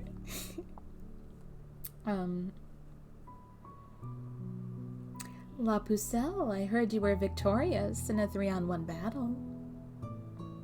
I wouldn't really call it a victory. No need to be modest. It's better for me if it's the truth. Your strength is the only reason I would challenge you. La Pucelle blinked. You're not after my candy? I am the musician of the forest, Cranberry. I have no need for candy. All I want is a strong opponent. A magical girl who's not trying to steal candy, eh? It had only been a few days since the last attack, so being on her guard wasn't unwarranted. She was a bit embarrassed. She'd been so quick to judge, though. Yes, everyone is so quick to judge me.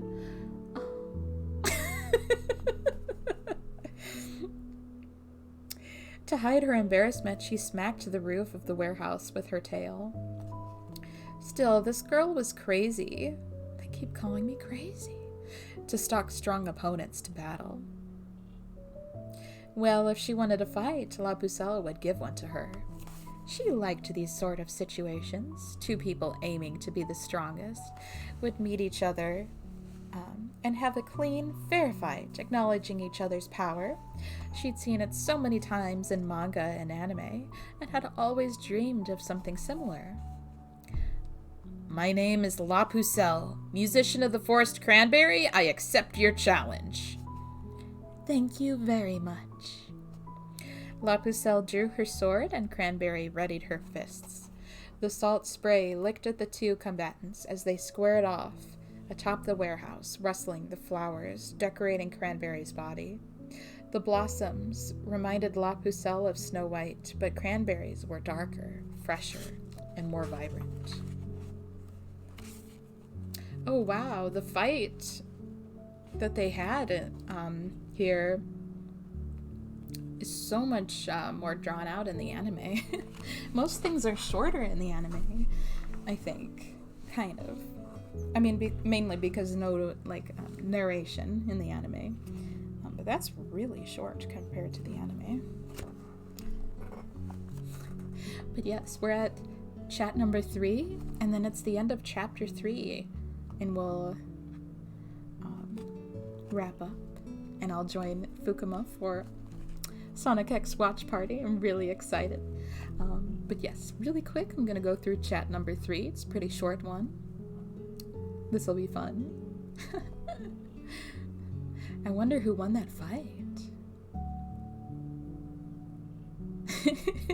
Sorry, I'm having a lot of fun today. Anyway, chat number 3, Fav. Well, time for another exciting chat, Boom. But no one seems to be here, Boom. 3 weeks in and we're down to 2. That's kind of a problem, Boom. Well, no matter, Boom. Everyone looks at the logs anyway. Cranberry, thank you for always attending, Boom. Oh, you're so welcome, Fav. You understand that I'm the best character. I'm sorry, that line's not there. No one else is here, so it's fine if you play your music. Well, there are 3 announcements today, Boom. 2 pieces of good news and 1 piece of bad news. Let's go with the good news first, Boom. The magical phones have received another update, Boom. You can now download useful items, Boom. There are 5 in total. They're all on a first-come, first-served basis. So remember, the early bird gets the worm, Boom. Now for the bad news, Boom. La Pucelle has died in an accident, Boom. This is very sad, Boom. Heartbreaking, Boom. Sorry, it's just funny how Fav's voice always sounds happy no matter what he says. Sorry to interrupt. But everyone do your best not to let this sacrifice be in vain, Boom. And the last piece of good news is... Wait. Oh, okay. I was thinking he called the... It sounded like he called La Pucelle's death good news for a second. I was like, wow, the mask is coming off, huh? Because La Pucelle is dead, no one is getting cut this week. So, see you next week. Oh, and the top earner, he's having her results announced, so that is canceled, Boom. Thank you for your understanding. The music from the magical phone no longer reached her ears. At home, at school, even at the funeral, Snow White had held it in, but now she screamed into the howling winds. She writhed, wailed, and punched the steel tower, unable to consider why it had happened, or what this meant for her. Snow White cried. She sobbed and grieved over the death of La Pucelle, so Takeshibe.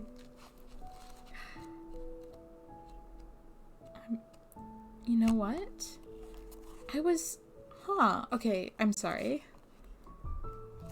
I was under the impression if I finished chapter 3, I would be a third of the way.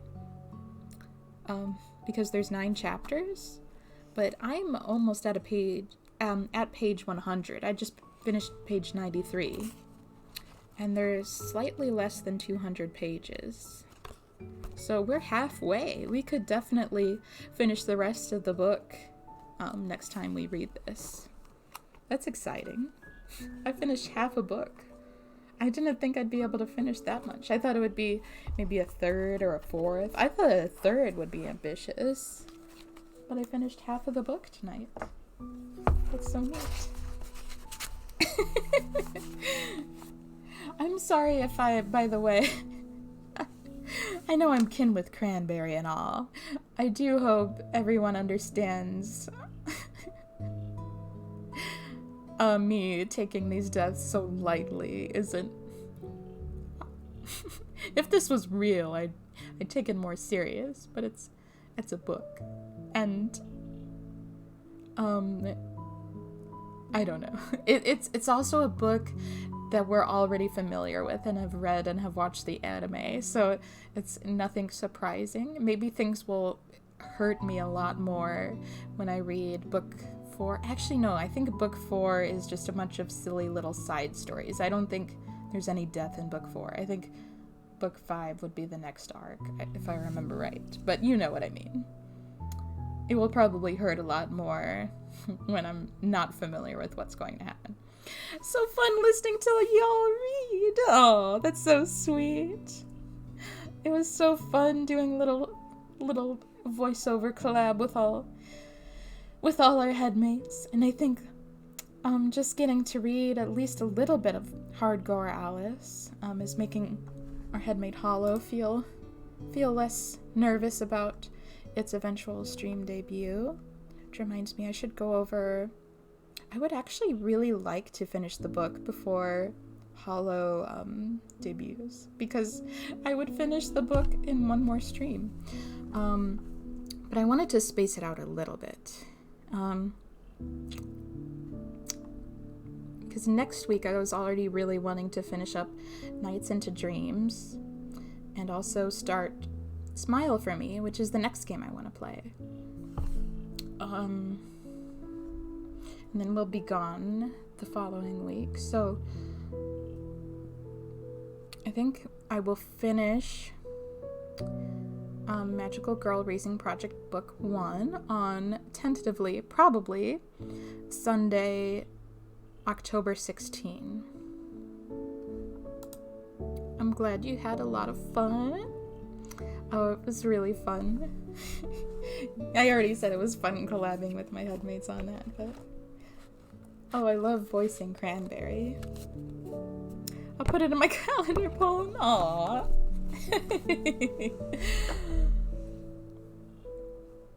I feel, I felt this from my debut stream, actually, that, my main source, my fictive source is 9 Alpha from Darling in the Franxx, and it's like a tie between that and, Alpha Omega Nova from Space Patrol Lulico. They're basically the same character.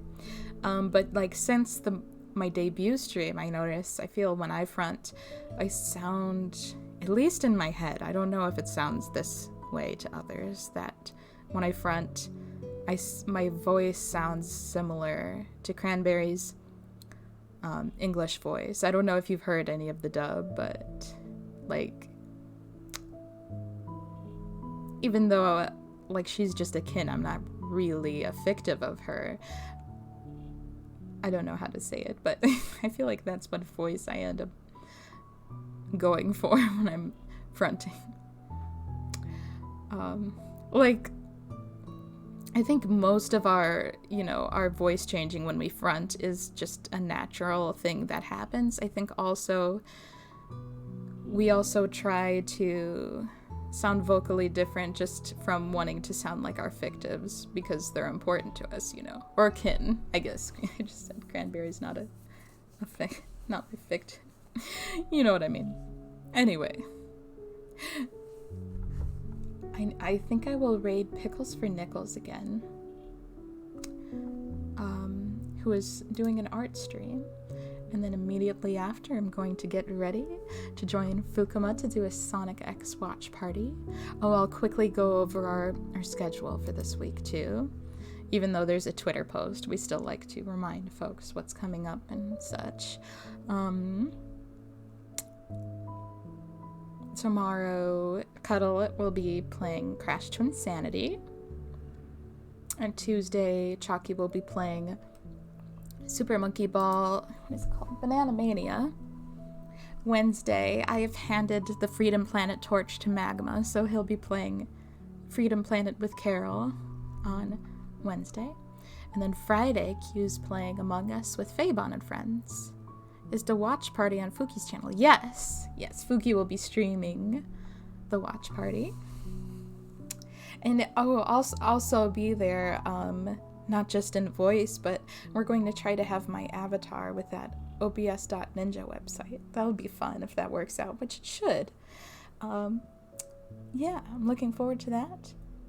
Yee!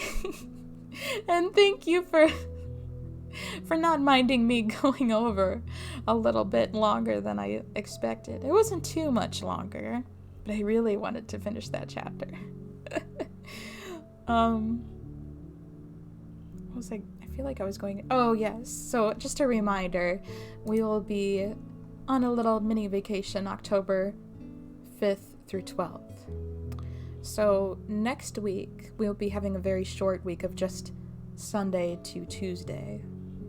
And then we won't stream again until Friday the 14th with the next Obakidoro stream. That will be so much fun. So, like, this last festival... we got all of the festival stamps before that stream, but for this next upcoming Obakidoro, we probably won't have hardly any time to play it because of us leaving. So I think it would be very fun to go into this new event blind, like with everyone else, instead of having completed everything. I'm curious which will prefer, I almost said. Anyway, I will be rating Pickles for Nickels. I had so much fun. I definitely think I'll probably want to do this about maybe every third week. I think so. I think that would work out really well. If that makes sense. So I would do the reading stream and then have two like non-reading streams, like game streams, like normal, and then do another reading stream. I think that would balance it out. I think this has been also a really good voiceover practice, because if you don't know, we're really passionate about voiceover. We kind of need to get back into that, but it's been good to like reignite that passion and stuff. I think Cuddle is the most into that, and I think they made us all almost start crying a bit on the line. I don't want to die, I don't want to die, I don't want to die. Oh, okay. That was so fun. Oh. Oh, I hit 4. That makes me... Is this happy? I think my eyes make it look a little... I don't know what emotion this is.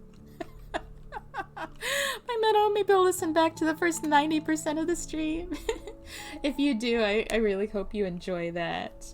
That was so much fun. I know I keep saying that, but it really was. I wasn't sure how long we would last because, like I said, it's been so long since we did any voiceover type thing. So I didn't know if I would be able to last 4 hours.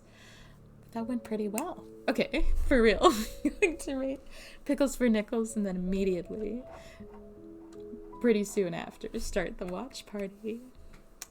So bye. And remember, if you run into the musician of the Forest Cranberry, you should give her all of your magical candy. And never call her crazy or any of the horrible things any of the characters or the narrator in that book said about me. Okay.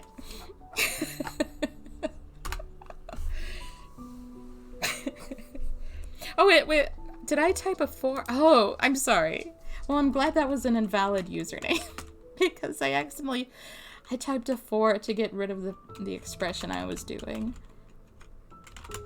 I have to hit enter, then hit 4. Okay. There. I did it, everyone.